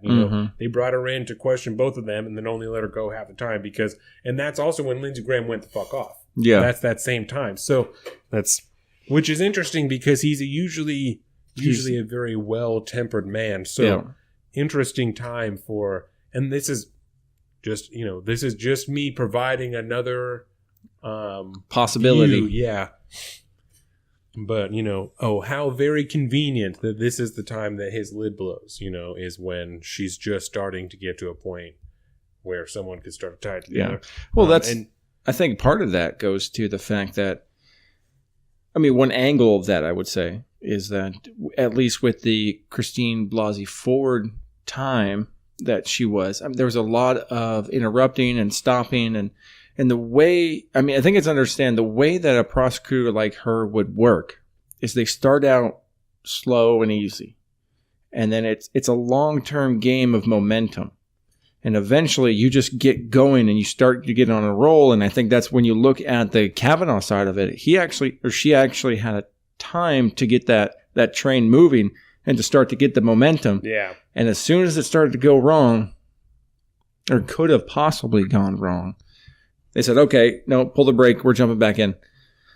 Which it is what it is. It's bullshit. But it's just political games, man. Political games leaking into the, real world, affecting just a little too much. And then I also wanted to touch on the reason that woman was there, right? Because Rachel Mitchell was there. And this also ties into Orrin Hatch being in the Senate for way too fucking long, right? Yeah. Because she was there to protect people like Orrin Hatch, right? Because he was on the Judiciary Committee when... Yeah, the Anita Hill. Clarence Thomas hearings. Was testifying. And the way that he treated her was fucking disgusting. Yeah. He put forward the theory that she was making this up and had got some of this shit from the book The Exorcist.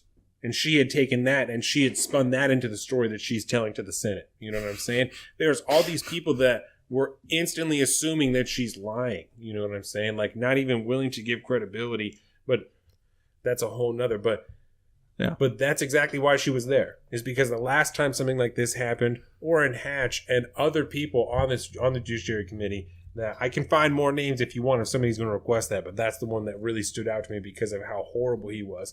But he was not the only one that openly shit on her. Yeah. You know what I'm saying? For no fucking reason. Yeah, I think that that does, it's a safety move on their part, anyways, the Republicans' part. And I think when you look at the day and age we're in with the Me Too movement so prevalent and, believe all women, all this stuff, they would have no other political choice to do that because of how messy it was for them before. Right. You can't play by the same rules anymore. Especially because so many more people are interested now. So many more people are watching and everybody's, the way they perceive things are completely different. Yes. And what just happened there? Just stopped him on fucking 4th and 1. God damn, that was beautiful. 4th and 1. Yep. Beautiful. I love a nice denial like that. Oh, I love it. So there was on the fucking 50. God damn it. This is a beautiful day. That last touchdown they got was really a shitty thing to watch, but did it hurt you emotionally? They're good. There's no fucking denying it. Washington is good. They are by all, with no question, the best team that we've played all year. So they're good. That makes sense. Yeah. So did you have anything else you wanted to add? Polygamy. I asked people in the pre-show, what are you laughing at? I asked people in the pre-show, at the end of the pre-show, I left you with this. Why is polygamy illegal? Right? Indeed. Because we've been watching that show, 3 Wives, 1 Husband, that's on Netflix. And it's about these people, I swear to God, Colin, you would actually really like where they live. You would be really into it. Not Pause the button. lifestyle. Is this a reality show? It's a British show. Oh, but really? It's about people in America. Interesting. And they live in Utah. Indeed. Right? And there's this giant, red rock canyon. And they have, oh my God, that was a dime. They have blasted holes in it and then built houses inside of the holes, like caves almost, but the front of the houses stick out the cave. That's kind of cool. It's really fucking rad. I like that. You should watch it even just for a minute just to check out where they live because it's really kind of rad. And so they all live like in this, little colony there.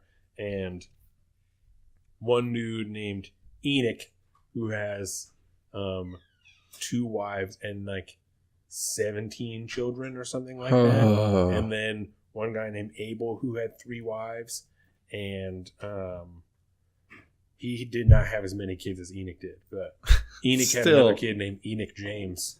James. Yeah. So I wonder if there was so if you have a family where one of your kids is named Abel, yeah, do you dare name your other son Cain? I don't know. You think so? Yeah. That seems like a recipe for disaster. One thing that was interesting on that show is Abel, his brother died. And before his brother died, he asked Abel to take on his 2 wives and his children. Wow. And Abel was like, yeah, I'll do it. It's like, it's the right thing to do. Like, as soon as he asked me, I had no question. The right thing to do is to marry his 2 wives and take his children into my house. So, I mean, from like hey, can you take care of my family for me now that I'm gone? Yes. And I think that's what it is, but the whole the wives aspect, and because when that happens, they are one family now. That's how it works. He just got more wives, more kids. That's a trip. Yes. One of them did not. Neither of them married Abel, I don't think, by the end of the show. One of them tried to find someone else, and the other one was just happy with just her children. But so while we're watching this, right? Yeah. I start thinking. I think Jordan is the one that actually asked me, like, why is polygamy illegal? And I was like, I don't fucking know. Like, I don't know, like, exactly what it is that makes it illegal, right? So we started talking about it. We talked about it a bunch of times. Oh, shit. That was a big old hit on Justin Herbert. That was terrible.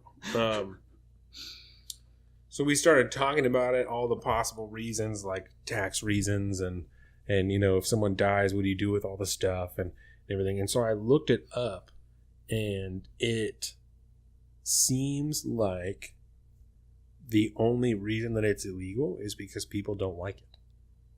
I can see that. And I don't necessarily agree with that. Yeah. I don't. I also I'm sorry. don't I thought this was America. agree with polygamy myself because I wouldn't do that. I don't want to have another wife and like more children and stuff with like another person that also lives in my same house because the one dude, Abel, had a triplex. Like and just spent a different night, rotating nights in each housing unit. Wow. And then Enoch, he had a duplex that, he just switched houses every other night. That's strange. I don't get it. But hey, by then to each their own, I guess, had a man. Third wife. He had brought a third wife in. And I said it in the pre-show, and I'm going to say it now. I love my wife dearly. I know you love yours. Oh, yeah. But I would go insane if I had another strong female opinion in this house. I would lose it. Those people are interesting individuals. Mind you, they have a whole like sub-society that kind of, I don't want to say suppresses women's right or ability, but I mean, in those type of communes and stuff, the man is clearly in charge of all decisions. So check this, right? Because also part of the show was, oh, Jesus, that was a terrible hit.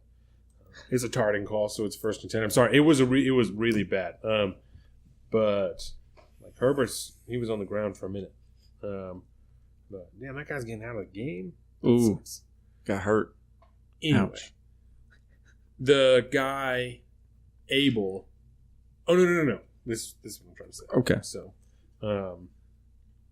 they were actively trying to fight legislation in Utah that was making it illegal for them to have multiple wives, right? Because it's already something that's not recognized. They can only legally marry one person and then just call the other one their wives, religiously. But then this was going to make that illegal. And so they were actively fighting that legislation, right? Because the argument from the state Senate was that overwhelmingly, maybe not, I don't think the guy said overwhelmingly, but he said in a majority of cases, the women are abused or there's like like child molestation or child abuse or whatever. But all these people looked incredibly happy. All the children looked fine. They were all clean. And the cameras were there for over a year. Mm-hmm. And all the children looked healthy. They were all having enough to eat. They were all clean. Everybody was fine. Like, they were all fun, and happy and shit. And no signs of abuse. No, not at all.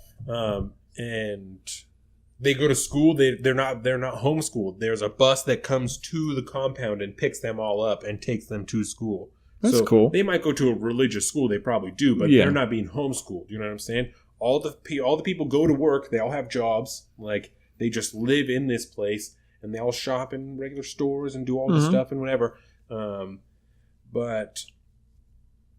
I think that the law did not end up, or the bill did not end up being passed in Utah. So it wasn't like... Yeah, that seems like a kind of a weird attack on, like... They could face jail time, and it used to be that way in Utah, and then they took that away. But... Yeah, that kind of feels... What's that? That was a note at the end of the show. Is by the end of this filming, it did become illegal for multiple marriages. Yes. Oh, okay. Ultimately, now it is illegal. Yeah. Wow. Isn't that kind of an infringement on freedom of religion? I mean, if it's not hurting anybody. That's their argument. But I mean, even if some people are in that situation where there is abuse taking place, and, if there's pedophilia or whatever, I mean, any kind of standard, abuse that anybody has the possibility of growing up with. Yeah. If that is taking place, of course, crack down on that particular situation. But if no one I'm not going to judge you for living that way if you are all essentially living like good, upstanding American citizens who all have jobs. Your kids go to school. Everyone's fed. You guys are making money. The economy, you're contributing to the economy. You pay taxes. I mean, but then again, I'm somebody who believes that the state has zero right in dictating marriage whatsoever. The fact that we have to go get a license from the state to get married to somebody is beyond my comprehension, other than the fact that it's a money play because they have to make sure that you're filing taxes correctly or whatever, which I still think that's not an excuse, but I can understand how we got there, but I don't agree with it. But I don't have any problems with that as long as everything's consensual. Well, and everything's fine. Because it's largely religiously based, right? Mm-hmm. Like, these people truly believe that for them to reach, they said multiple times, for them to reach the highest levels of heaven, they have to, what was it? The children, the mother of nations, right? Yeah, that they needed to have as many wives and as many children as they could have, And I'm not religious, right? So that shit doesn't make sense to me. I'm not a fundamentalist Mormon. That doesn't make sense to me. That's not me. That's none of my fucking business, That has nothing to do with me. I am very much on the exact same page as you. It's as long as you're not abusing your children and your wives, they're not being deprived of rights, and everybody's having a good time, do what the fuck you want. I don't care if you want to have fucking 60 kids. As long as there's no incest going on, you're not fucking your own kids, you're not doing weird shit. If you can afford to have those children, if you can support them, do you, But if you're having so many kids and you're living off the state because you can't do that, that's a problem. That is a problem. But if you are... That dude was some type of mason. I mean, he's building houses and doing all kinds of shit able. So he obviously has dollars to live what he's doing. And he builds all the houses in that canyon. So he what's the tax credit on? What's the kid tax credit for that? I don't know. Like, that might be... that's an argument to get the government out of marriage, because you don't have to give all those people tax credits for their kids. Well, and like I said, the council there is like all of the fathers and like of the husbands, But the wives there very much had sway in the things that happened. I'm sure. When they went there, the husbands were appealing for the things that their wives had said. It's like, my wives are telling me this, my wife is saying this to me, like, my wife saw you doing this and she's not fucking happy about it. Like, my wives are chirping in my ear like they're doing this. So, like, the men were the representation. It did not seem as though women were third-rate citizens. They're like the local like, politicians, and all their wives are the constituents, and they have to do. Yeah, they're not the boss. They're just the ones sitting on the council. Yeah, one guy was shooting his gun off around the houses, and some dudes' wives didn't like that. You know, and so it's like, listen, don't fucking do that. My wives don't like it, and they like even gave him a ticket, like fucking a little fine. You know, of like, whatever. Yeah, whatever. Who cares? Let people do what they want to do as long as they're not hurting anybody. It's fine.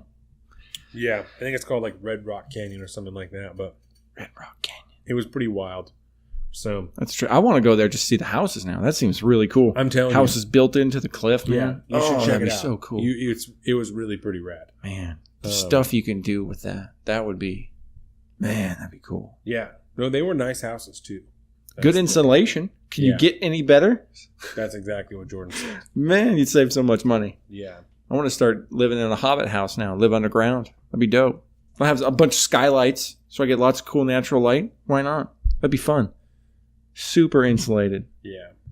But anyways. Do you have the Sling app on your phone? Will you download it real quick? Uh-oh. 'Cause I got to do sports. But it's coming into fucking clutch time in the game.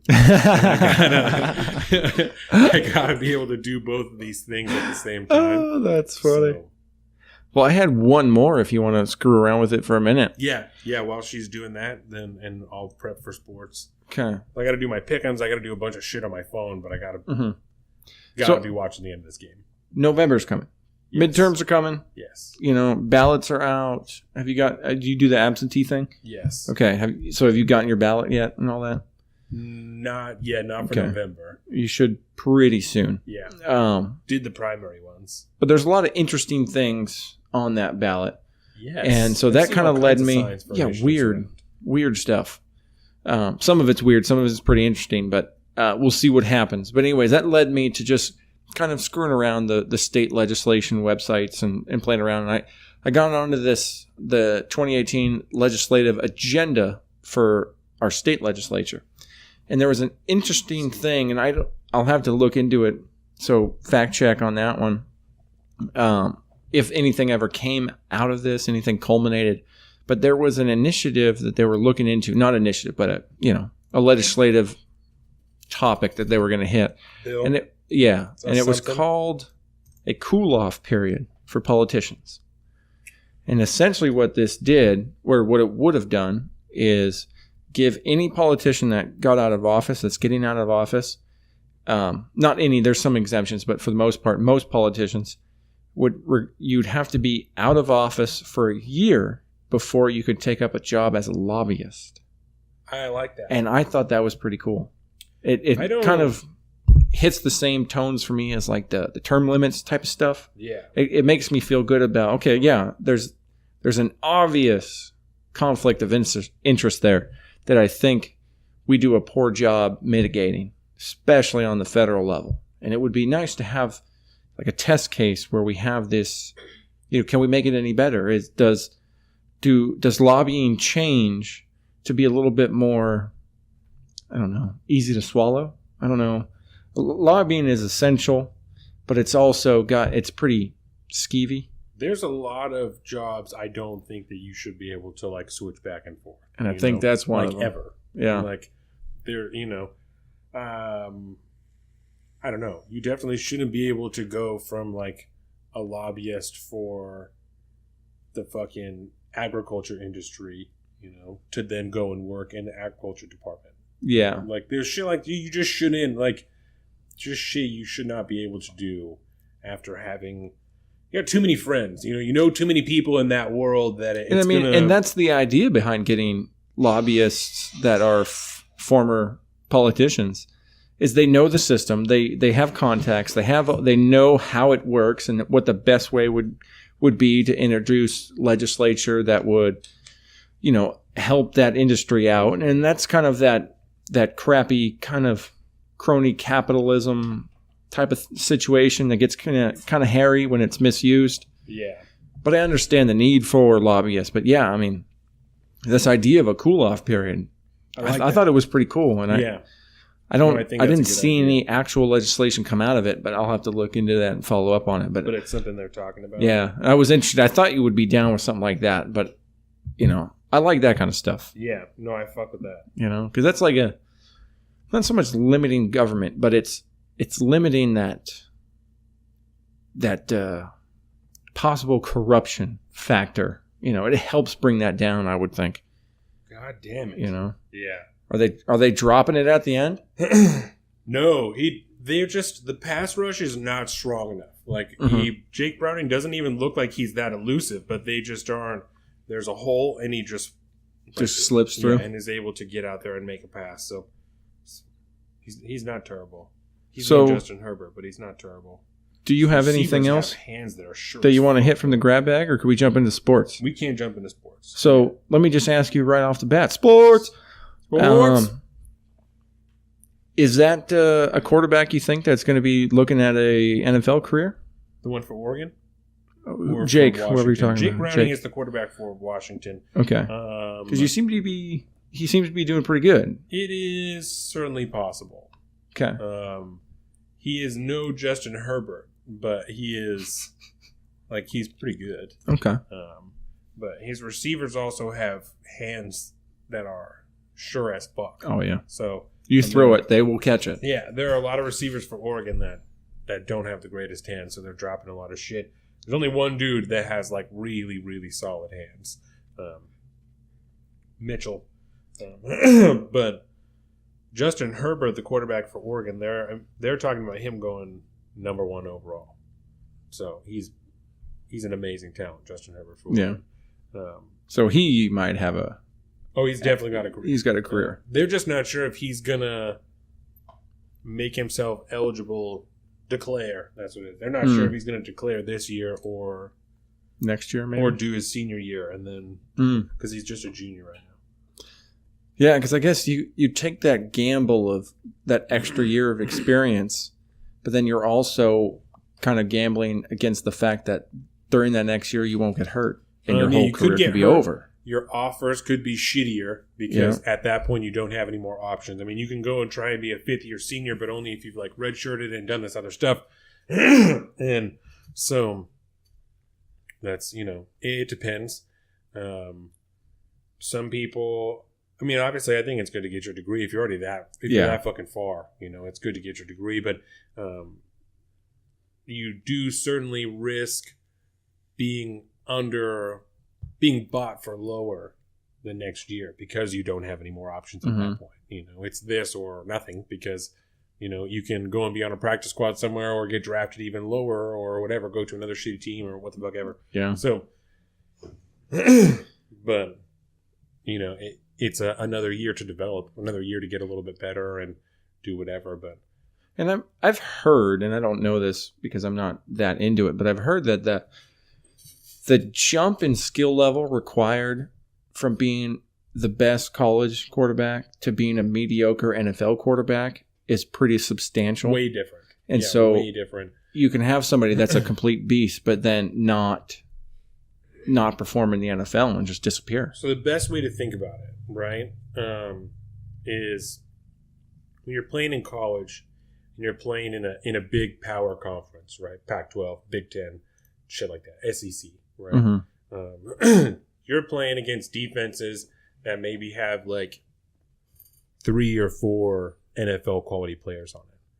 When you're playing in the NFL, they're all NFL quality players, all 11 of them. Yeah. So it's a huge difference between those two, because they're in almost any college game, they're going to be able to find some type of soft spot in the defense that they can pick off, almost always. That's what they can do. Because they're not all professionals. There's some professionals in there. Some of them are people that are only playing part of the game. They're just guys that are in there for fillers. They're D linemen or linebackers that are playing a third of the snaps.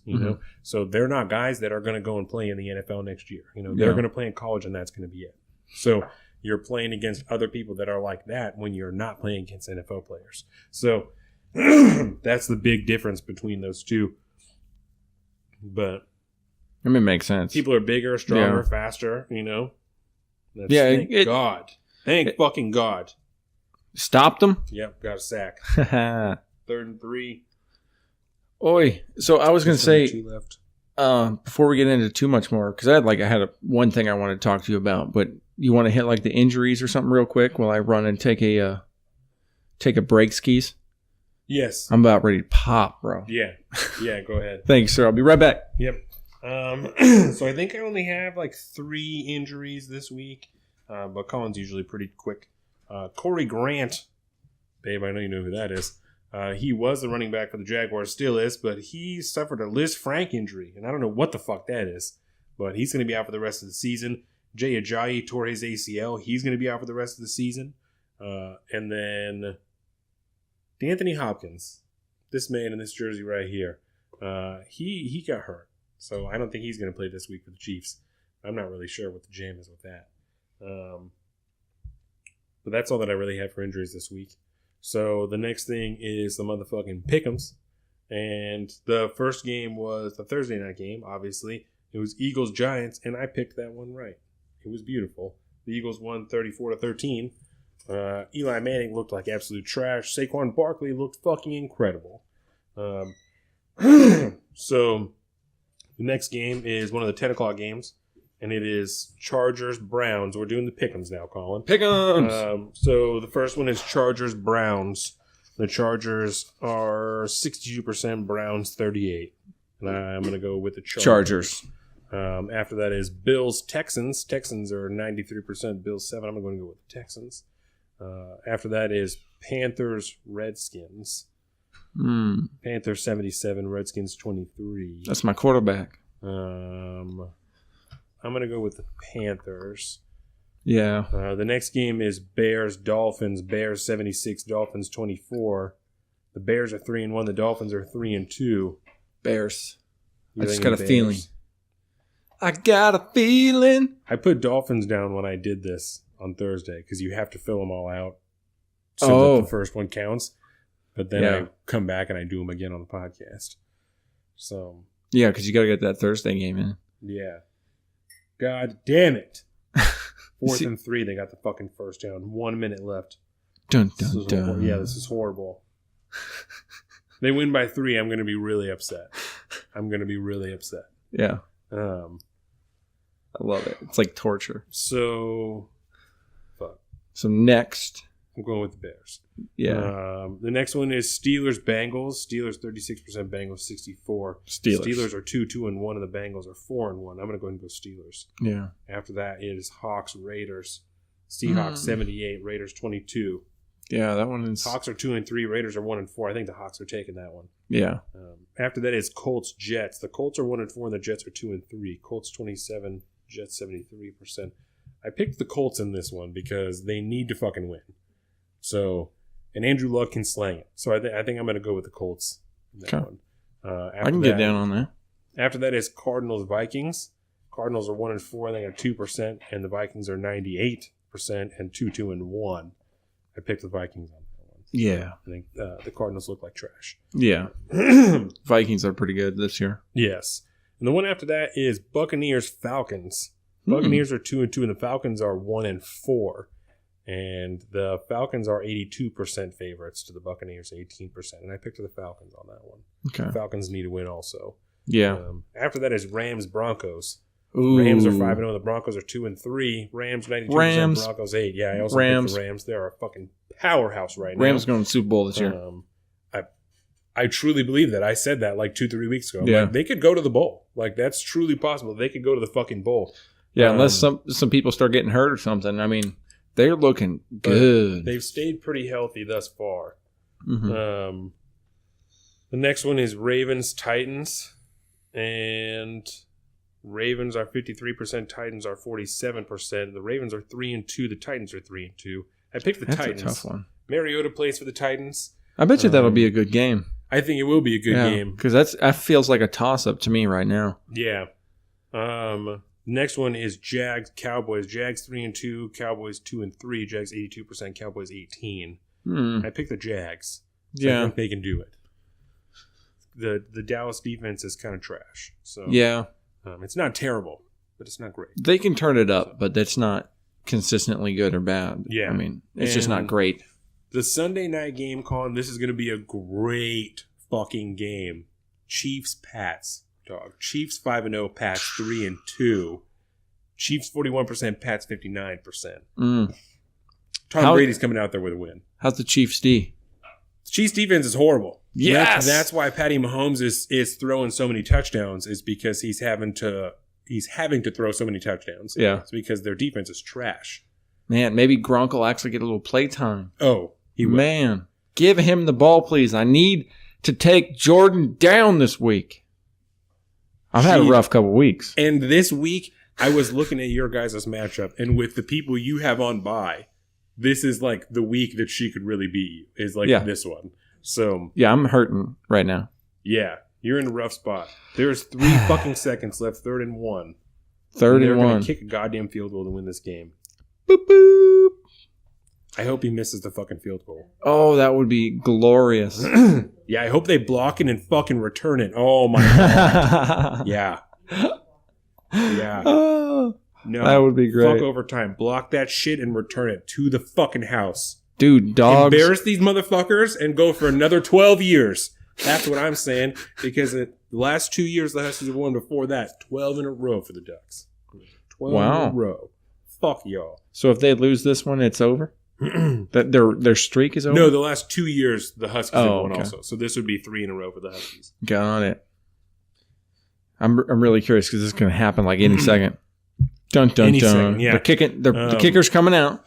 So I'm going to go... Jesus Christ. You going Pats? I'm going to go Pats on that one. And the next one is the Monday night game, San Francisco, Green Bay. That's going to be a weak-ass game. I'm going to love that game. The Packers are going to win. I love the Packers. San Francisco's 1-4. Packers are 2-1. Your mom's going to get some points, bro, because she's still running Aaron Rodgers, I think. Yep. Yeah, he's going to throw on them all night. Yeah. So those are my pick'ems for this week. We finally did it. That's like 1 out of 3. Yep. Now, I did the injuries, but there's only like 2 or 3, so that wasn't a big deal. So now I'm going to do the announcements. Isaiah Crowell, he went the fuck off last week. He had like over 200 yards rushing. He's the running back for the Jets, and he set the Jets' single-game rushing record. Ooh. 219 yards in 1 game rushing. It was absurd. Motherfucker. They did it. They did it. Oh, shit. Uh-oh. What's happening? Oregon got a timeout off before the fucking kick happened, and the kick went on. If they ice this motherfucker, oh, my God. Woo! Oh, my God. Oh, they got him. Oh, my God. Oh, my God. They just, oh, my God. Okay. So, that's good. Saquon Barkley, he went the fuck off on Thursday night.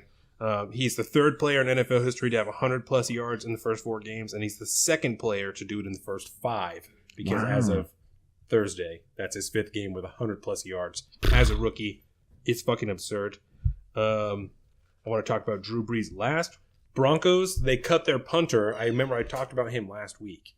That they they put their punter on IR, and they were going to cut him when he was healthy, but they fucking cut him anyway. No. So he's done already. No job for you. The Giants are going to cut their left tackle, Eric Flowers, if he wasn't traded by Tuesday, and I don't think I got traded, so I'm pretty sure that they cut him. Bye-bye.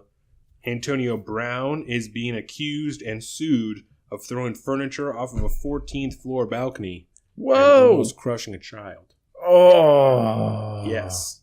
So there's some serious shit going on around Antonio Brown.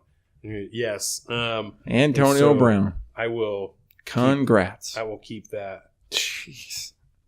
Bro. Oh, CTE attacks again. Did they miss? I think that they missed the fucking field goal. Did they miss after that timeout? I truly think that that's what just happened. That looks like a miss. God. So they're going into OT? The Ducks get the ball back at that place because, they missed it. So the Ducks get the ball back if there's any time left. If not, then it goes into OT. And I'm going to have to hang out here for a little while. That's fine. But I hope that's all right. But other than that, the Jags, they signed Jamal Charles, running back, because Fournette is out for a couple weeks, and then Ryan Grant got hurt. He has a Liz Frank injury. I don't know what that is, but he's out for the rest of the year. And then the Browns signed Brashad Perriman, who is, it's going into OT. Oh, my God. Oh, my God. This is fucking crazy. Okay. He's not excited about this game whatsoever. So the Browns signed a new receiver, Brashad Perriman. And that's the last thing that I have besides fucking Drew Brees. Right? Drew Brees broke the record for the most passing yards in NFL history with like over 71,000 fucking yards. Yeah. Right? Beat out Brett Favre and Peyton Manning. Yep. So that's crazy as fuck as it is, right? The thing that struck me the most, right, was the first thing he did when that happened, right? Gets the ball, gets his certificate, walks over to the sideline because his family's on the sideline, right? Yep. Gets down, and he looks at his kids, right? And he says, I love you guys, right? He said, you can do whatever you want in life. Don't ever forget that, right? And I was like... I got chills. That's fucking incredible. Yeah. Right? That it impressed me on so many different levels, right? First of all, that as an incredible fucking NFL player, right? Mm-hmm. As an incredible football player, as an incredible man, right? And as an incredible father, that you are going to take possibly the greatest achievement in your professional life and not take it for yourself, but use it as an opportunity to remind your children, no one can tell you what you can do. You can do fucking anything you want in life. You know what I'm saying? Like Drew Brees came out of a college that's known for basketball. He came out of Purdue, right? Yep. Then he went to San Diego, and when he played for the Chargers, like 3 or 4 years into that, they draft Phillip Rivers, who is still playing, who is like the passing leader several years in a row, right? Fucks his shoulder up in the last year of his contract, goes to Miami, and they tell him that they're not going to clear him to play, but he's not allowed to play anymore. Then he goes to New Orleans, fucking Hurricane Katrina happens. He breaks the fucking record, like he's doing all this crazy shit. All these times he's broken all of these fucking barriers, you know, and now he's sitting there and instead of taking a second to be like, I fucking did it. Like, fuck everybody. Fuck everyone that told me I couldn't do it. Let me remind my kids, you know, don't ever fucking forget that you can do whatever you want. Yep. Like, I thought that was so fucking incredible. I got goosebumps just thinking about that whole thing again. I was blown away that is what he did with that. Commentators live it because that happened right going into the half, like right almost, in the second half. Yeah. And the rest of the game. Yep. They talked about that the rest of the game. No, it was incredible. So impactful. It was absolutely incredible. I thought it was awesome. I could not have been more impressed with Drew Brees at that point. Like I never disliked Drew Brees, but at that point I was like, you're in, bro. You're a fucking star. Yep. Like, you're one of my faves. Star. So, yeah. No, I thought it was absolutely incredible that he did that. And I can, you know, on a touchdown pass, if I do not... On a fucking, 40-yard touchdown pass to break the goddamn NFL passing record. It was so dope. It could not have happened in any more of a beautiful fashion. Yeah. In the Superdome. In the Superdome. At home. Yep. The team that brought him to the championship that, you know, he's won Super Bowls with. Like, that's... Dog. Come on now, son. You know? That's... You talk about poetic. Picture perfect situation for that to happen. Weeks from fucking Earl Thomas to Drew Brees. You know? Like, incredible moments in NFL history that just happened. Yeah. That's awesome. That is crazy. This has been an incredible season of football. And it's things like this. And it's only week 5. This is like week 6 right here. Week 6. And it's shit like this that, like... Other people who don't appreciate football would tell me that that's stupid, you know? But when I sit back and look at stuff like this, I'm like, I fucking love football. Like, it's only this that has provided me with these things, you know? I'm not a person who can look at any type of art, you know, or even, like, listen to music and pick up on the symbolism and all the things that are hidden in there. Symbolism. But when I saw Earl Thomas flip off the Seahawks sidelines... Because, like I said, that moment is the perfect culmination of reasons why he wanted a contract and they didn't want to give him a contract. Yep. You know, I'm like, that's it. I'm like, that's fucking poetry, dog. Like, it is. It doesn't get any better than that. You know, it was that crazy. Makes sense to me right there. And it's things like that give that to me. You know, that I can't get from even all the books that I enjoy. You know, I think it's a great book. But I'm not going to get out of it what I'm supposed to get out of it because that's just not who I am. You know? Maybe you just need to read better books, bro. That's all I'm saying. But that is not lost on me. Absolutely not. Well, I did want to ask you about something before we finish that. Not to, it's kind of hard to go from Drew Brees to our Australian kicker, our punter. Michael Dixon? The drop kick specialist. He's fantastic. What do you think about this drop kick business? He's fantastic. It's crazy. He's doing it well. It's so cool. And no one else does this thing. And he got it from what, Australian rules football? Or if that's what they call it. I don't think it's the same thing as rugby. I believe so. I'm not totally sure. I know he played rugby, and that's where the punting skill comes from. Is they do all this weird shit with punts because of how often they kick the ball playing rugby. But I don't know that much about rugby, so I don't know. And I don't know exactly where he came from. I know they got to come here and go to college, and then they can play in the NFL. So it's just every time I see him get up there, and he drops the ball a couple times, practice, then boom. He's fantastic. He is great. Yeah, and he's an incredible punter. Absolutely incredible. He's kicking that thing fucking 60 yards every time, and it's beautiful. Yeah. It's hang time. He's got hang time for days, which is the important part because you got to get your defense essentially time to get all the way up and be able to stop them where they're at, force that fair catch. Well, especially with the new kicking rule, right? Because on kickoffs and stuff, they used to have a running start with the kicker. They would get 10 yards back and they would get the running start. And they don't do that anymore. They stand there, and once the kicker gets to you, then you get to go.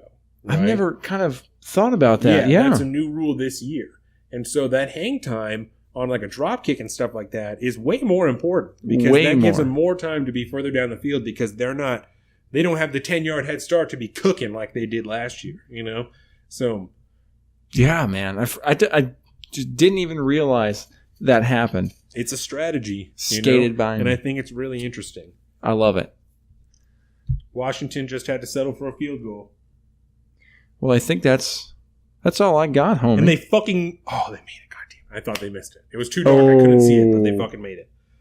That's all right. It's all right. All we have to do is go down, march down, get a fucking teeter. We're out of here. We're fucking out of here. They got this. Spencer's getting a beer thrown at him, and he's coming home. Everything's gonna be fine. So, word. That's all that I have. Oh, I got to open my phone back up so I can pull a line up. Get that line, baby. Because that's all that I have for sports. We did the pick'ems. We did the. There was some kind of pop culture stuff that I was playing around with. I was thinking about bringing up, but I think I'm going to kind of let it develop for the next couple days. Okay. And that's so possible preview for next week. I'm really interested in what's happening with this Kanye West visit to President Trump at the White House last Thursday. Let me look into that because I think that'll be a fun one because it's we'll touch on it in pop culture next week. And it'll be fun. So stick around. Look forward to that next week. Yeah. Oh, this. Goddamn it! I keep closing my. I deleted something. And I'm like, yeah, word. Yeah, I totally did that. It's like, oh wait, I forgot what I was doing altogether. Yeah. Okay. I definitely do that. Okay. A lot. Well, do you have anything else you want to cover? T-shirts. And we talked about this at the beginning, and we'll put it up on the websites and on Instagram again and stuff like that. But again, T-shirts, we have them. If you want them, let us know. If you leave us a review on any of the social medias, which I'm going to tell you about in just a second, and you screenshot it and send it to us, we'll give you a discount on the T-shirts. Word. On your first T-shirt, not every T-shirt. T-shirt. Your first set of merch. Your first set of merch. So yeah, hit us up, send us a review. Twitter, Salt of the Street, Big Bird Offie on Instagram, Alpaca_Don on Instagram, saltofthestreets.com to find everything. YouTube, Salt of the Streets. Instagram, Salt of the Streets. Everything. Facebook, Salt of the Streets. Saltofthestreets.com. Pretty sure I just said that. You can Google Salt of the Streets and you'll get it. That's the first thing. We are #1 Googleability in Salt of the Streets. So that's a fucking word. My wife Googleability. But that is all that I have to say about that. Is that Scrabble legal? Because if it's not, it should be. Googleability? Yeah. It's got to be. So, man, this is close. 3rd and 11. The Ducks are on like the 26. Oh. It's fucking close right now. Oh, it's happening. Down by 3. There's the first down. God damn it, that's beautiful. On the fucking 10. Oh my God. Down to the 10. Okay, so it's how anticlimactic they get to hear all this and not the outcome of the game. Like you're just gonna have to look up the score at this point. It's okay. They'll know how it ends by the time this comes out. Not anybody who doesn't care about college football. They've just heard about this whole thing, They don't watch college football. Then they might care because they care about me. That's if they're a fan of the show, then they care about me and the things that I care about. And that's really what I'm talking about. So anyway, Colin, you think that I'm fucking hardcore about the Ducks. You want to see hardcore? This is the list of doctors that I'm going to kill. Whoa!